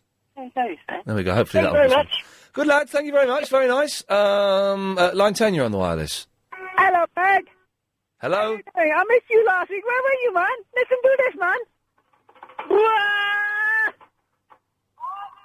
You like that music, innit? Yeah, I love it. I love it. Line 9, you're on the wireless. I'm chairman of Galliard Homes. Oh, okay, well, there we go. Line 8, you're on the wireless. This should be the Chris, whatever his name is, show. Bye-bye. The Chris or whatever his name is show. Do you know what I mean? Your fans don't even know who you are. That's how dedicated they are to the cause. Yes, line 6. Yeah, this is the real Ken Livingstone. Oh, for God's sakes. Line 1, you're on the wireless. Hello, Ian, my friend. Hello, my friend. Listen, Ian, I bought a 360 at the weekend, mate, on Saturday. Oh, yeah? And I got 2 games. One of them, Splinter Cell, was a bit long-winded, couldn't get into it. The other one, Call of Duty 3. Whoa, hang on a second. I've just given Chris a copy of Splinter Cell. Don't tell him that. It's worth getting into, because it's brilliant. I've given it to Chris, yeah, it's one of the best games ever. It is brilliant. It's brilliant. I want him to get good at it so I can beat him online. Go through that maze and all that, and they close. Oh, the maze. Oh, yeah, Chris, the maze bit is boring, but it's worth doing, because once you get past the maze, it's Really? good. Yeah, once you get past the maze, it's brilliant. And I've got Call of Duty 3 as well. You played that? I only got that today. I've not played it yet. Brilliant. Okay. And also, can you... I've just got it on Saturday, Ian. Can you give me another 3 games to get? And I'm going to get them tomorrow. Is that one Dead Rising any good? Well, it's all right. Do you know, I've not gone back to it, actually, to be honest. Any others? What, Chris, what name a good 360 game? Call of Duty? Well, he's just got Call of Duty 3. He's got that. Perfect Dark Zero. Oh, no, I don't think it's that good, Perfect Dark Zero. Chris likes Perfect Dark Zero, but it's a bit old-fashioned. A bit like Chris himself, I suppose. Table tennis is good. Table tennis? Yeah, table tennis is... I know, it's brilliant. Are you sure? Oh, it is brilliant. All right, I'll try that one, Ian. What else is there? What have I been I don't know. Let me have a look. Tiger Woods. Yeah, Tiger Woods is all right. I didn't really like it. Right, I'm going to get Tiger Woods and table tennis tomorrow. And I'll ring you up tomorrow afternoon and tell you what I like. Good lad. I didn't tell him to get Tiger Woods. Didn't say get. I said it was all right. There is a really boring maze bit, Chris, in the game I'm giving you. It's really boring. I don't know what it's there for. It's pointless. But if you get stuck in it, I'll come around and do that bit for you, because it's once you get beyond that, it's just fantastic. No need. I'm wicked.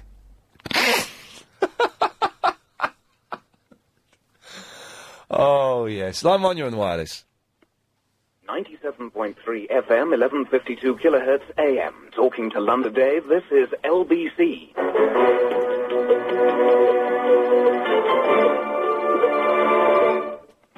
Okay, lovely. Line 2, you're on the wireless. Ian, hello, mate.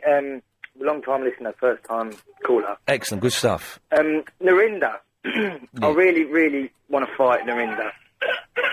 It's one of those voices. What's going on in the background, man? Oh, it's my 1-year-old. I'm sorry. I'm neglecting her. Well, go and look. No, go and look after. I can't allow that. It sounded like she was choking. Go and look after the little one. Don't phone up to fight girls, you know. Yes, line 3. Hello. You're on the air. Margaret Beckett. I want someone could jack my caravan up, please. Oh, what?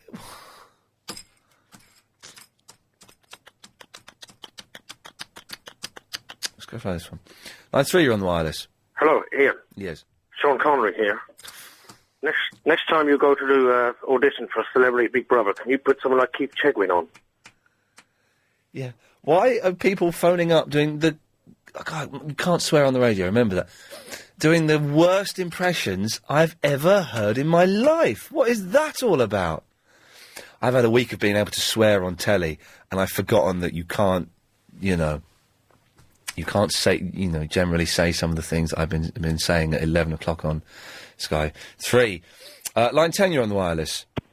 No, bottled it. Okay. Line 9, you're on the wireless. Hello, Ian. Welcome back, mate. How are you? I'm very well, thank you. Good. I went to a dentist today. It's not a joke. It's serious. Okay. My mouth's just gone down now. For 4 injections, he took half a tooth out, and I was dribbling on the bus. Oh, mate, it's not good. The injections aren't good.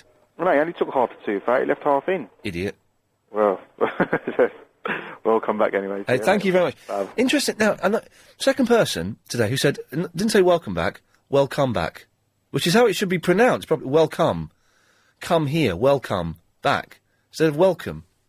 So actually pronouncing the O instead of the U. Do you know what I mean? I'm not saying that... What are you talking about? He said welcome. Welcome back. Can you not hear the difference? I'm not doing it to be rude. Welcome. Well, say how you would normally say it. How would you say welcome back? Welcome back. Welcome back. Welcome. Welcome back. Now, how was he saying it? Welcome back. It's not a comeback. What am I saying that you don't understand? Right, this last call is going to be brilliant. I guarantee it. Line 1, you're on the wireless. Yes? Well done. Okay, right. I may have lied. This next call, I'm going to pick a brilliant call. Line 2, you're on the wireless. All singing and dancing, Ian. There we go, I knew it. Yeah, so you got 20 seconds. What can I do for you? Fear on the Xbox is really good. Is it good? Yeah, it's an excellent game. I'm going to play it tonight. And Gears of War's coming out this week. Excellent, there we go. You see, it's been a geeky show, but first day back we can. Okay, things will improve. Tonight, what we got? Clive Bull at 8 o'clock, big quiz at 7, Nightly News going up next. I shall be back tomorrow at 3. Things are back to normal. Ladies and gentlemen, thank you. This show is completely... If Ian Lee in any way approaches being funny...